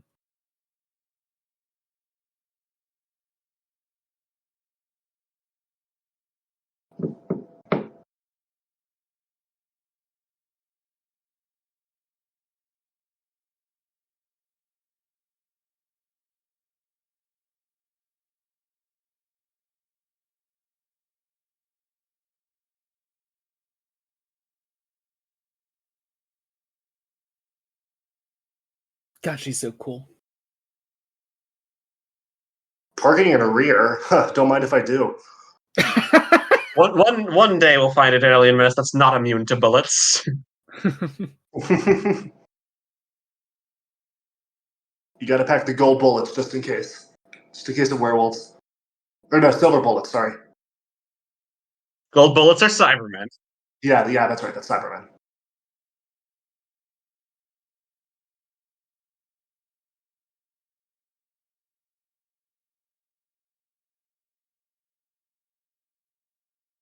And here's the thing, also with like the powers developing thing. Like, I imagine like the rationale behind that is that like Clark was developing them like as he was still growing up. Like these are full-grown adults trying to like control these powers. Mm-hmm. Oh fuck! Choo choo, motherfucker! Choo choo, indeed. No, not the Sears. I was planning to use Sears today.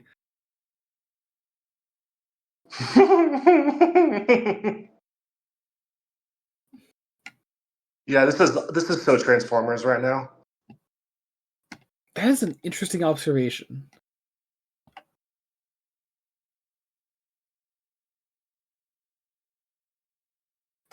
Quick, give her CPR. I mean, No. here's the thing. There's a reason for that, Mason. The cinematographer was the cinematographer for one of the Transformers movies, like Yeah, for one Oh, of them. okay. But, okay, which for one? the third one. That makes sense. Dark of the Moon looking ass. That's going to be my review for this movie when we're Oh, done wait. with it. Also- I would not know the name of the third Transformers movie off the top of my head. Wait, It's no, the the autism. third and I think the fourth one is Age of Extinction's the fourth one. Yeah, that's the fourth one. That's the one with Mark I should- Wahlberg. I should marathon the Transformers movies on my Letterboxd.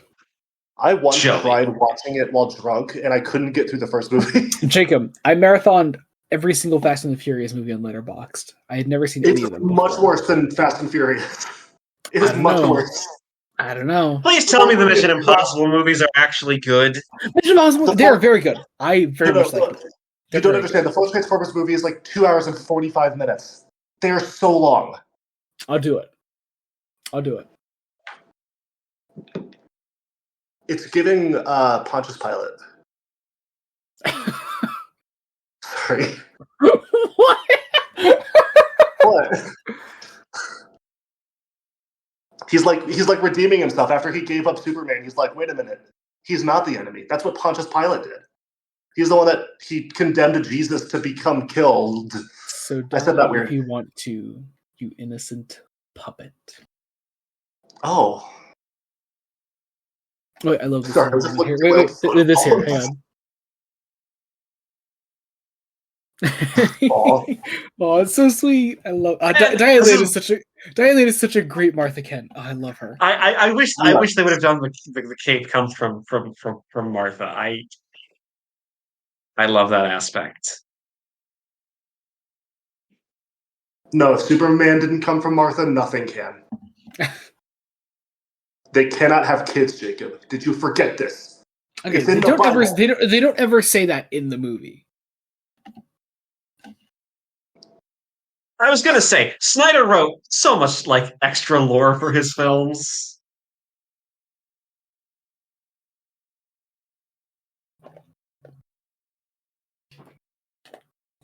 He looks stupid. All right, I'm officially out of drink. How many did you have? It was 2 like normal beer size bottles and like a third of a big ass wine bottle. That's fair. So the whole Codex thing is such a John Byrne idea. Like, Yeah. He hid Krypton inside Superman's DNA. Yes. What? just do the fucking Bottle City of Oh, fuck. Kandor, you cowards! I want the Bottle City of Kandor on Is this film. not the plot of the final Harry Potter book?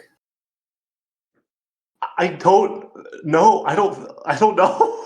I don't think so. It's been like No, isn't it? Isn't That basically it? That oh god, I'm too. Are we gonna try to do the Horcrux bullshit on a Man of Steel commentary? I guess mean, I it's get it is stupid, yeah, because it's like, oh god, what is it? Like Harry has like the fucking, I don't know, man. The idea is that Voldemort spell backfiring meant that he dislodged a piece of his soul onto baby Harry for some reason. That's let's definitely illegal. let's put the J.K. Rowling as a fucking transphobe shit aside for a second. Like even that's just really shit. Like the thing we just described is an actively terrible part of the big finale of Harry Potter. Like it's because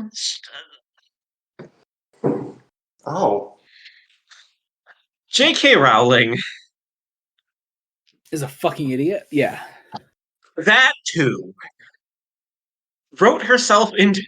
kept writing herself into corners. Yeah, and she just like kept inventing items that had magical abilities. Like, the sword comes out of the hat. Yeah.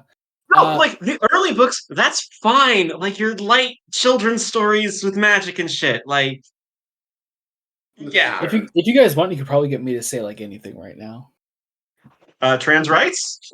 Trans rights are human Trans rights. rights. You're correct. Then wouldn't it be crazy if Bruce Wayne was out there right now? Mason, you're never gonna believe this. What? He's not. Oh. It's Lindsay Again, Snyder was not writing Batman v Superman. with Shit. Yeah, okay, but let's be real. That is such a great fucking opening for BVS. Come on. it's a good example of building on what you lay down in your first film to try to build a sequel that like feels potentially foreshadowed. Yeah. All right. I swear I will not abandon you guys this time after you use the bathroom. Why is it up? Why do the rain go up? The rain go up. That's not how evaporation works. Oh, okay, we're good. Yeah, you know, Oh, fuck. I kind of always forget the Codex plot is like a thing in this movie. Me too. I mean, well, for me, that's not saying anything. I've barely fucking seen this. I think I've seen it twice before this. That's cool. I do like the sound design of it. That's cool.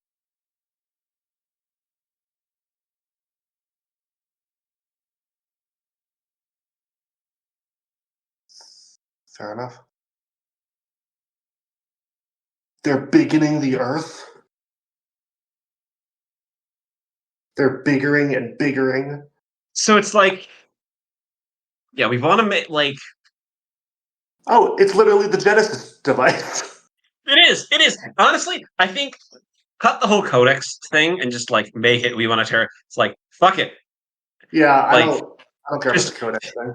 Like just make it like we want to make Earth a new Krypton, and like Zod first goes and is like because we can still have the whole scene with them on the ship and that whole little mini plot with cutting out the Codex, right? Because it would like have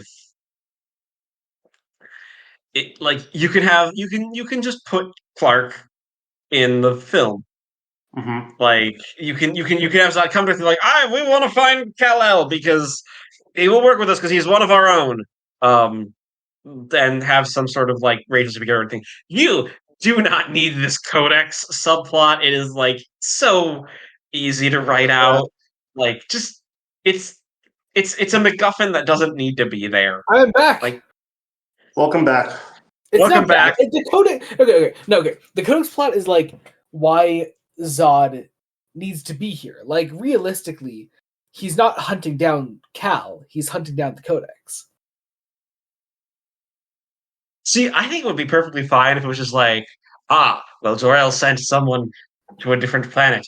We can maybe use that someone to terraform for a new Krypton. But that's not Zod's motivation. Zod's motivation is not hunting down the kid. It's hunting down the thing. Like he knows he can't use Kal-El to do that. Like he needs an object for it. So like I don't know. Didn't they like talk about how like he wanted like his own specific bloodline? So like they could just rewrite it and be like, oh, he's the last of this like their bloodline, yeah. And just have it be like, oh, I'm gonna hunt you, and while I'm here, notice we don't have product placement when the destruction gets so fucking massive. Like, yeah, you can only destroy so many Seers. Yeah, and now there's only 7 left. 8, you mean? Well, no, I mean he destroyed one. They threw Superman into it. That's true. That's true. What about IHOPs? How many IHOPs are there, Jacob? I don't know. Yeah. There are a lot of IHOPs still around. Look up how many IHOP locations exist. Okay. How many IHOP are there? How just write how many IHOP. How many IHOP, please? Many IHOP. Just stop there, please. 1,790 IHOPs. Oh, fuck yeah. Wait, okay, that's actually less than I thought there would be, to be honest.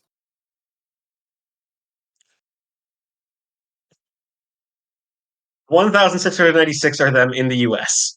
Bro just came. He did. He's got that post-nut clarity. He's so focused right now. Bro. Oh my god.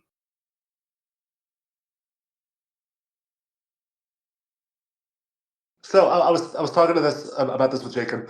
We have a movie with the Genesis Chamber, and the planet's being terraformed. Like, I mean, yeah. This is just Search for Spock. Yeah. Or is it Wrath of Khan? Oh shit, yeah, that is. Well, I don't know. It's hard because they're both like the same I guess story. that depends on your opinion of Man of Steel. So I would say it's Wrath of Khan. I mean, I like both Search for Spock and Wrath of Khan. Okay. I mean, I was going to say, Search for Spock is passable, but Wrath of Khan is fucking peak. Yeah. Whoa. what's going to be funny is when like all three of our Letterboxd reviews pop up side by side, and I feel like we're going to get like a whole array. Yeah, like, can I ask Jacob, what do you like? What are you feeling for this movie so far? If I can ask, or is that a spoiler? Rating wise, yeah. Probably like 3 stars. What? Yeah, I'm kind of like hovering around 3.5. Oh wow. Okay. Like, it's not bad. I'm just like, I don't know. I'm just not as into it, I think. Huh. Interesting. Like, it's not that it's bad. It's just that there isn't a lot of things that I personally see as good. So it's like staying as like a middling thing for me. It's not bad. It's just like, eh.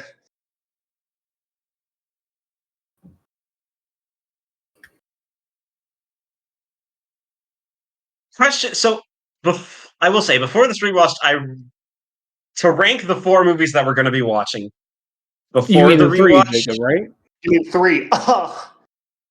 Fine for the 3. Think I have Batman v Superman at the bottom. Huh. I feel like that might change. Again, I've seen the Ultimate Edition once. And I definitely liked it more than the theatrical cut, because the theatrical cut of that movie is just not great. It's fine. bad. It's passable. And then I think the best of the trilogy is actually Snyder's Justice League. Like, Oh, yeah. I mean, despite the problems that film has. I've heard a lot of people say that.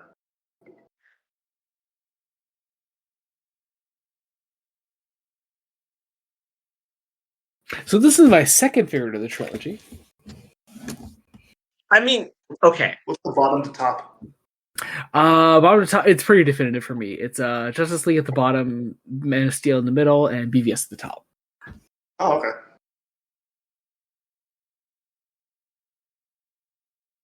I consider both this and BVS Ultimate Edition perfect films, and Zack Snyder's Justice League like near perfect.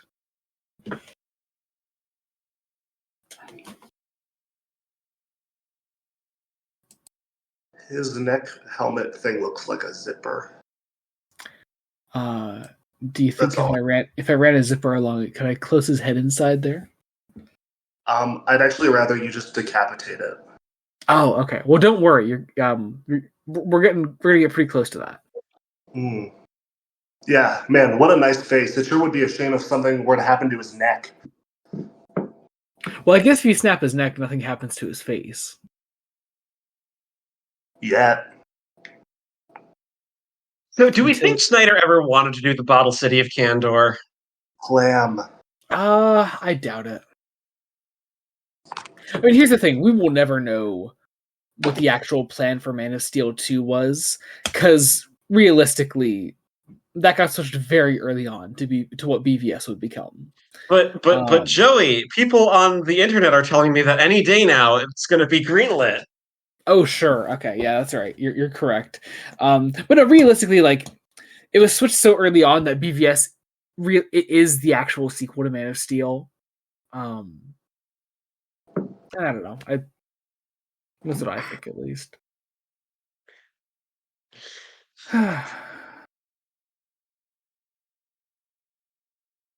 Oh, fuck. Just leave her. What? Just leave her. It's fine. Mason? It's okay. We'll call an ambulance. They'll get here in time. Don't worry. Okay. They're not busy. They're not doing anything right now. Again, that's Steve Lombard, apparently. Is that okay? You know, actually, that makes sense. I'm not even gonna lie. That actually makes sense. I just Is this want... supposed to be Kat or No, or this she's is a Jenny? character called Jenny something.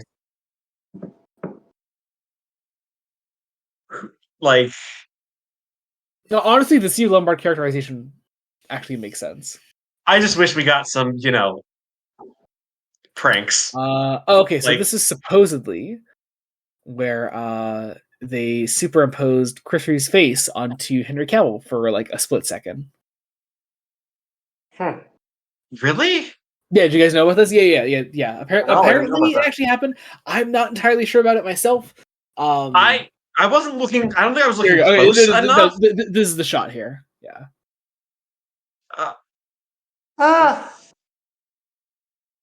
You know what? Like, Maybe That is maybe. that has been the rumor for a very long time, and people have paused it at like certain moments to be like, "Oh, there it is." I'm like, I don't know. I personally just don't see it, but whatever. maybe because they're also rippling Cavill's face so much with the whole gravity distortion thing, right? Yeah. I don't. Yeah, I don't Because think it their is faces either. are very but- different. Like, Yeah. Yeah, I don't think it is either, but you know, whatever.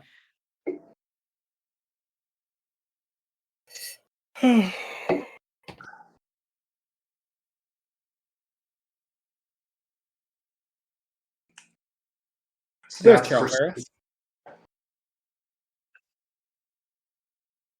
do we think Snyder ever actually had a plan for a Green Lantern thing, or It's possible. I mean, clearly throughout this, like he was hinting at like larger DC Universe things. do you think he was just like, let me put in references to things I like? Yeah, I mean, it was pretty common practice at the time to just throw in random ass comic book references to other. I things. mean, James Gunn is putting in some pretty random ass comic book references to in his Superman film. Yeah, but they're actually like leading towards other things, like things that are already greenlit. Or things that are like they're actually going to be characters in their own right and not just background details. Like, well, incredibly small supporting characters. I shouldn't say like.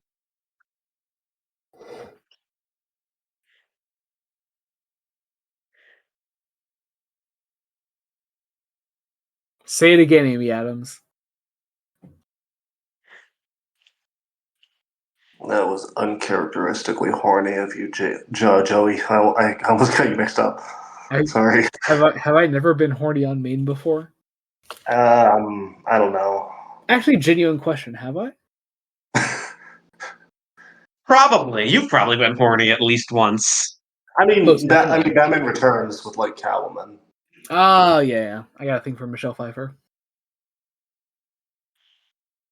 What about a movie with Michelle Pfeiffer?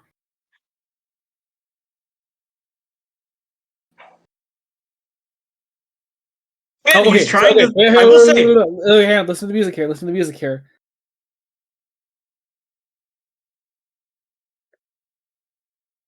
The line is great too.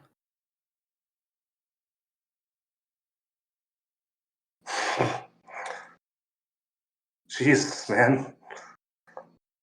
Fucking fantastic. Just keep listening to the music here, because I swear it's going to be important.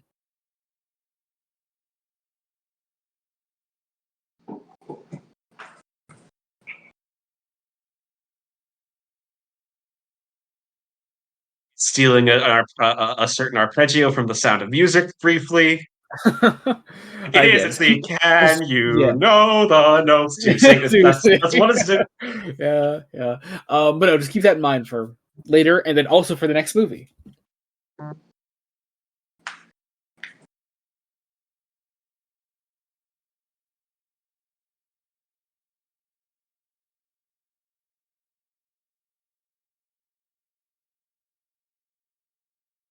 Oh, it's not supposed to go in at an angle. I see. It did not give her the fucking Wilhelm scream. Love a good Wilhelm scream. I actually like that. I appreciate it. Yeah, so for the listener, I recently rewatched The Two Towers with my brother, who hadn't seen it in over a decade. Mm-hmm. He was smart enough to recognize the Wilhelm scream. Do you mean your brother Cole Licklider, famed Fresh Face Comics bonus episode guest? So Cole yes, we're hoping to return in July. Knock on wood. Yes, that'd be nice. That would be nice. Drop his IP address. Hand it over to the peoples. Here's the thing. I think I actually know his IP address, so I'm not going to even start doing a string of numbers. Cool. Does anyone else just think Feora's so fucking cool? I don't know. She's great. Are you sure, Joey? You're not horny right now for this character? I'm not. I don't even know the actress's name. I would know her name if I was horny. I hate that you're right. It's true. Oh God.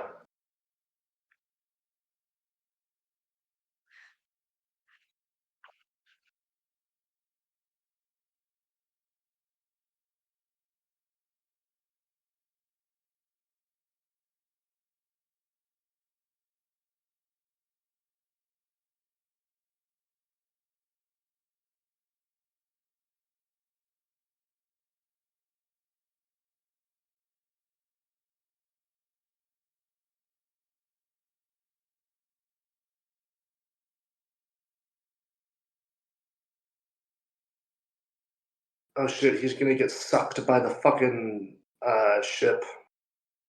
Oh, okay, we're good.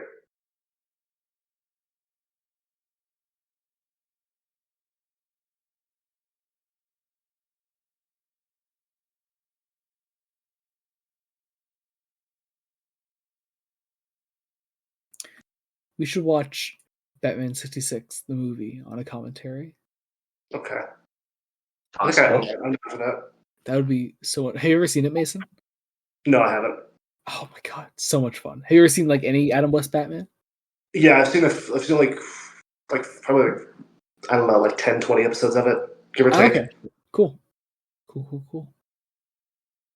Damn, Man of Steel knows how to use all that metal. It's true.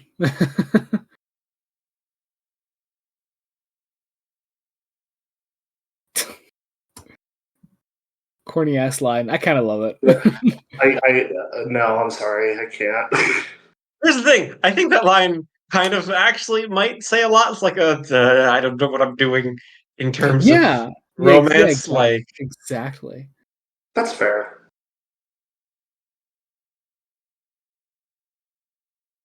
Oh my god, he's kneeling before. Oh Jesus, I understand. So fucking Michael Shannon's line delivery here, I think, is one of the best in the whole movie.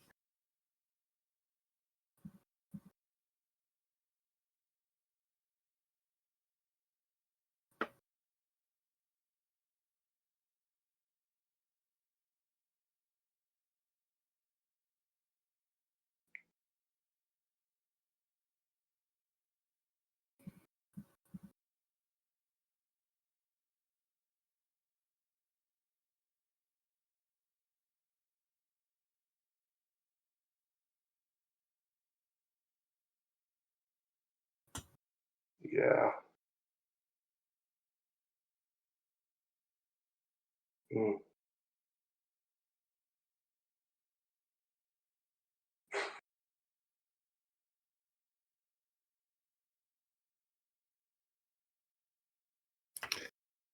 Okay, Damn. so mission statement of the fight right there.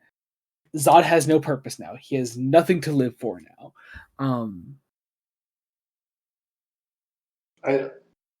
The only part of it that made me laugh was like the cutback to fucking Clark, who just kind of looked at him like, yeah, shit's kind of fucked, man. I'm sorry.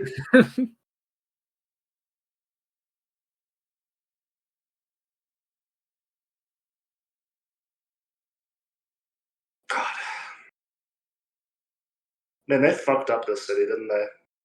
They did.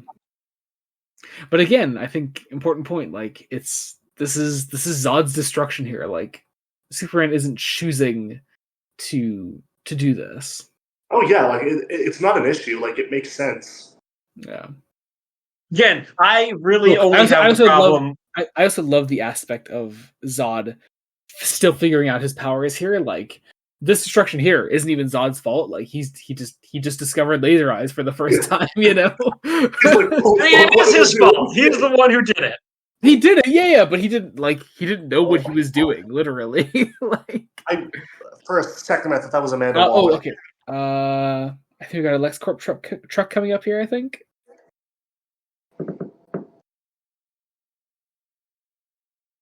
There it is. Yeah, it's the one. Yeah, that one. Oh, nice. Yeah. Yeah.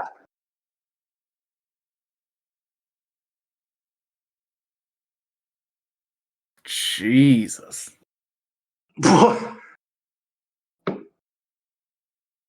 Okay. Dear God, Remember, people Zack like Snyder fucking nails. likes explosions. Maybe that's why this reminds me of Transformers. It's Michael Bay.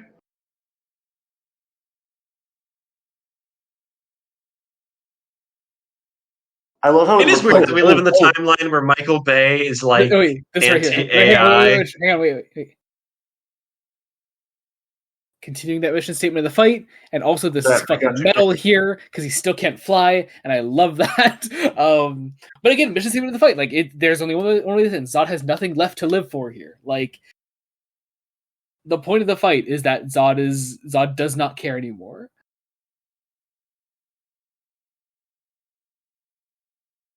Oh God, what's that? It's General Zod with a metal beam. Okay, that's also genuinely funny. He was bred? I thought they couldn't have kids. No, bred like in a tube. Oh. He is. It's a giving test tube, baby. He is.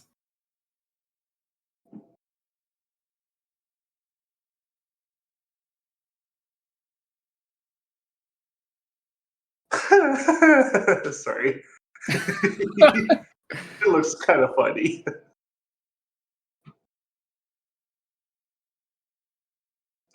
Me on day 16 of November.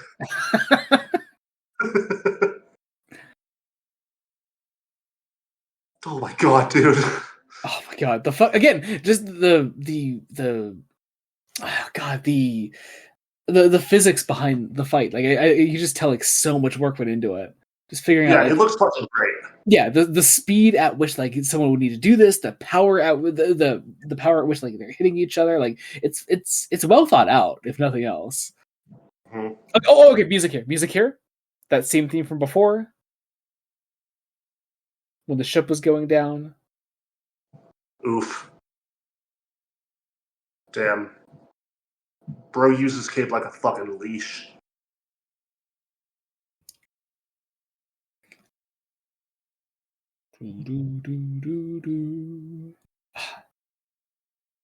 Wayne Enterprises coming up here, I think. Yeah, there's that little satellite. Yeah, there it is. Look at him. Wayne.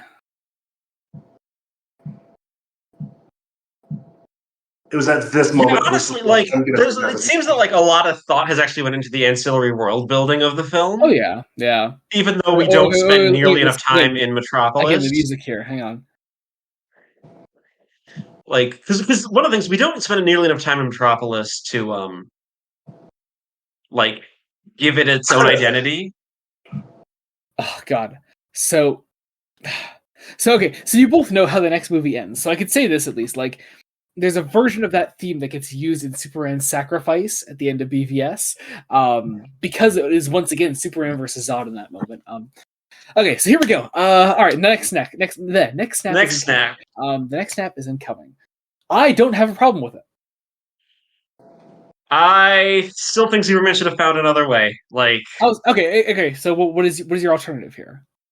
I don't know what that other way would be. Then this is the right way, because Clark does not want to kill Zod. Yeah, I will say you can see he doesn't. Like to slightly push back against that criticism, the movie isn't like, hey, yeah, it isn't like glorifying it. And then it's fucking Cavill's scream here that resonates, I think, like,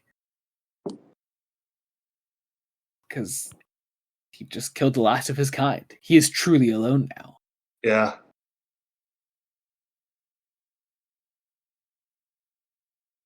Like, it fucking hits. Because, yeah, killed the last of his kind. it was too quick a moment for him to make a decision, and Zod laid out the parameters of the fight for him. It is you die or I do. If you don't kill me, then I will just keep doing this. Zod literally gave him no other choice, is the way that I read the scene. No, I don't personally have a problem with that.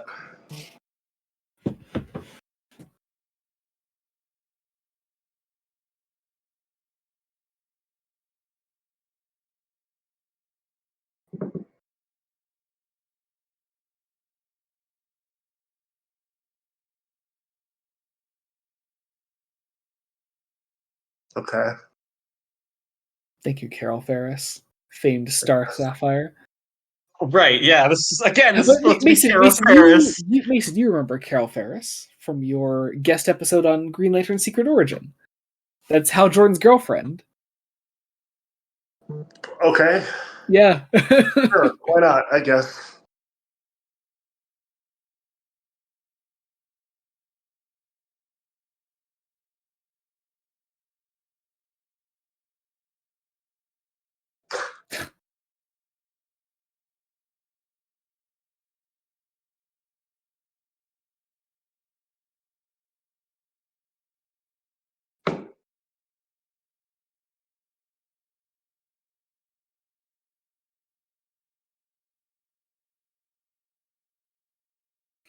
His cadence there was very Superman. Like that sounds like Oh, yeah. He's such a good Superman. Seriously, Like, fucking Cavill. there are- there- wait, it's- also, hang on. Wait.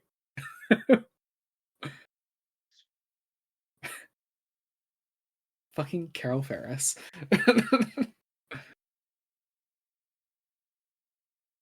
What are you trying to?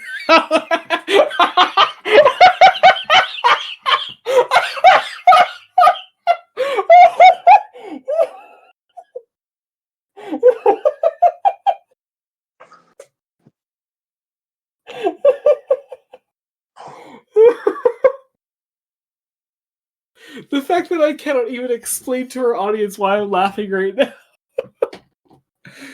Oh my god. I actually really like this little Look, Yeah, this is... I can't flashback blame her. that would He is resonate hot. slightly more if we let Martha Kent be the one who made Superman's cape. No, Jacob, that's fine the way it is. Oh my god. I know. And she did. Look, Like, she made the cape in the original here. Like, I don't know, in the flashback here. I'm starting to become a little sober. I'm good. You're good. I'm good. Also, Crypto. again, this piece here. Crypto. This is a great track. Oh, they said the line. This is a great track on the official soundtrack called "What Are You Gonna Do When You're Not Saving the World." Doing the classic thing of naming your music cues after an important bit of dialogue. Yeah, but also that's way too long a line to name a track after. Okay, so just listen to the music here. Gorgeous.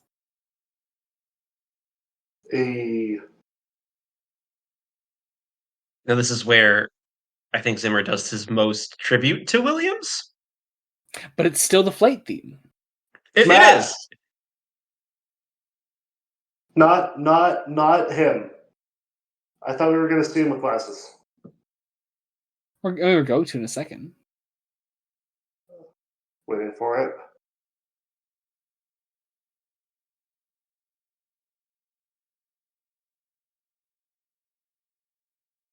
Ken. Yeah. Oh wait. Smash! The line here is great. Hang on.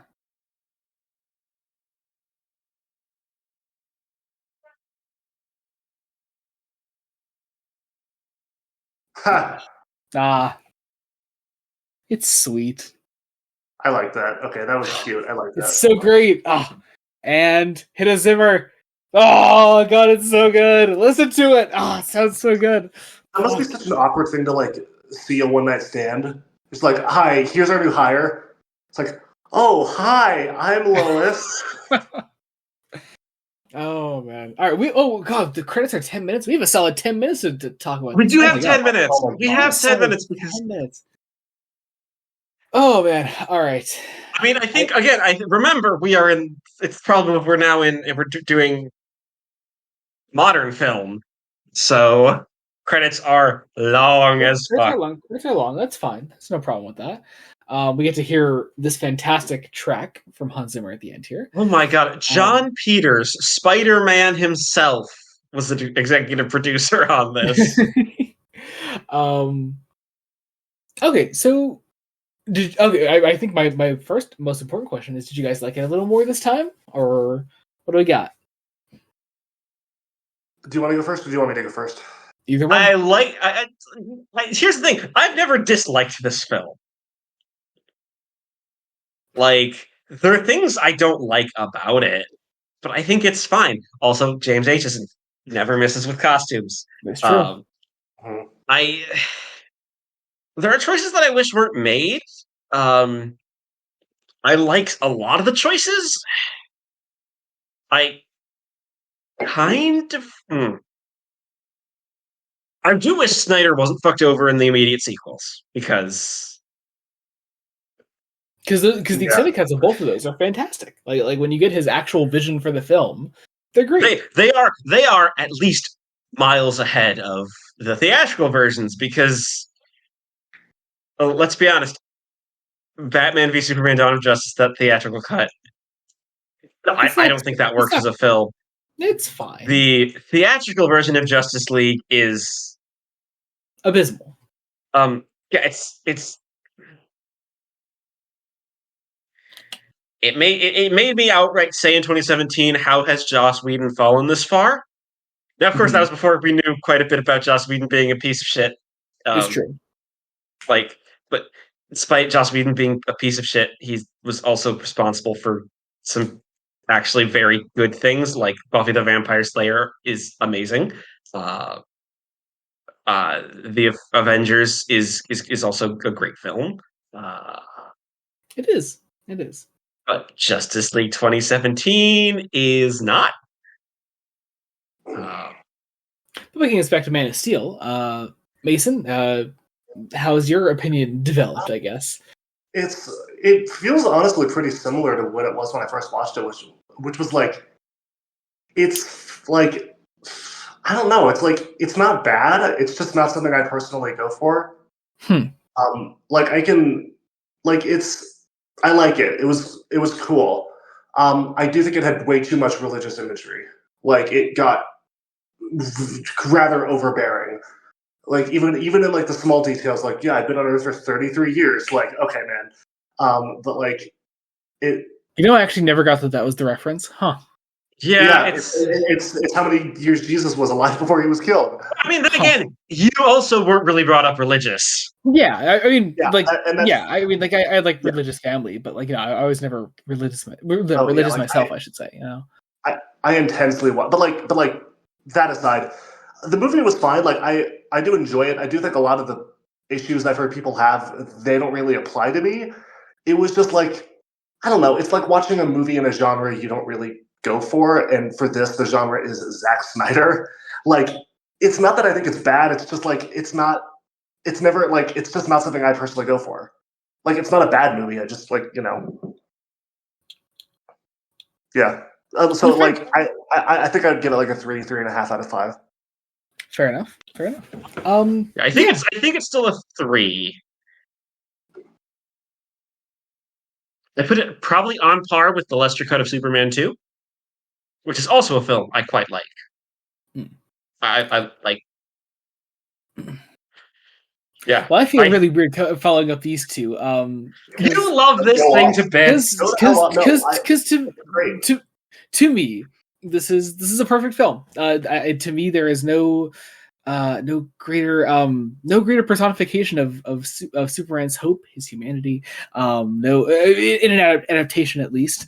Okay, when we need to do these for the refilm, so I can have this for Superman 1 because that's fair. I love Superman 1 as well. I love Superman the movie. I love the Richard Donner cut of Superman 2.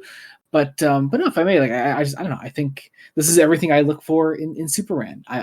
This is exactly it. I love to see the character struggle. I love to see his humanity. I love to see how hopeful he is in all, despite all of this, because Henry Cavill Superman is still a character that gives a damn. It's still someone that cares about humanity, and still struggles to find it amongst all of this hardship.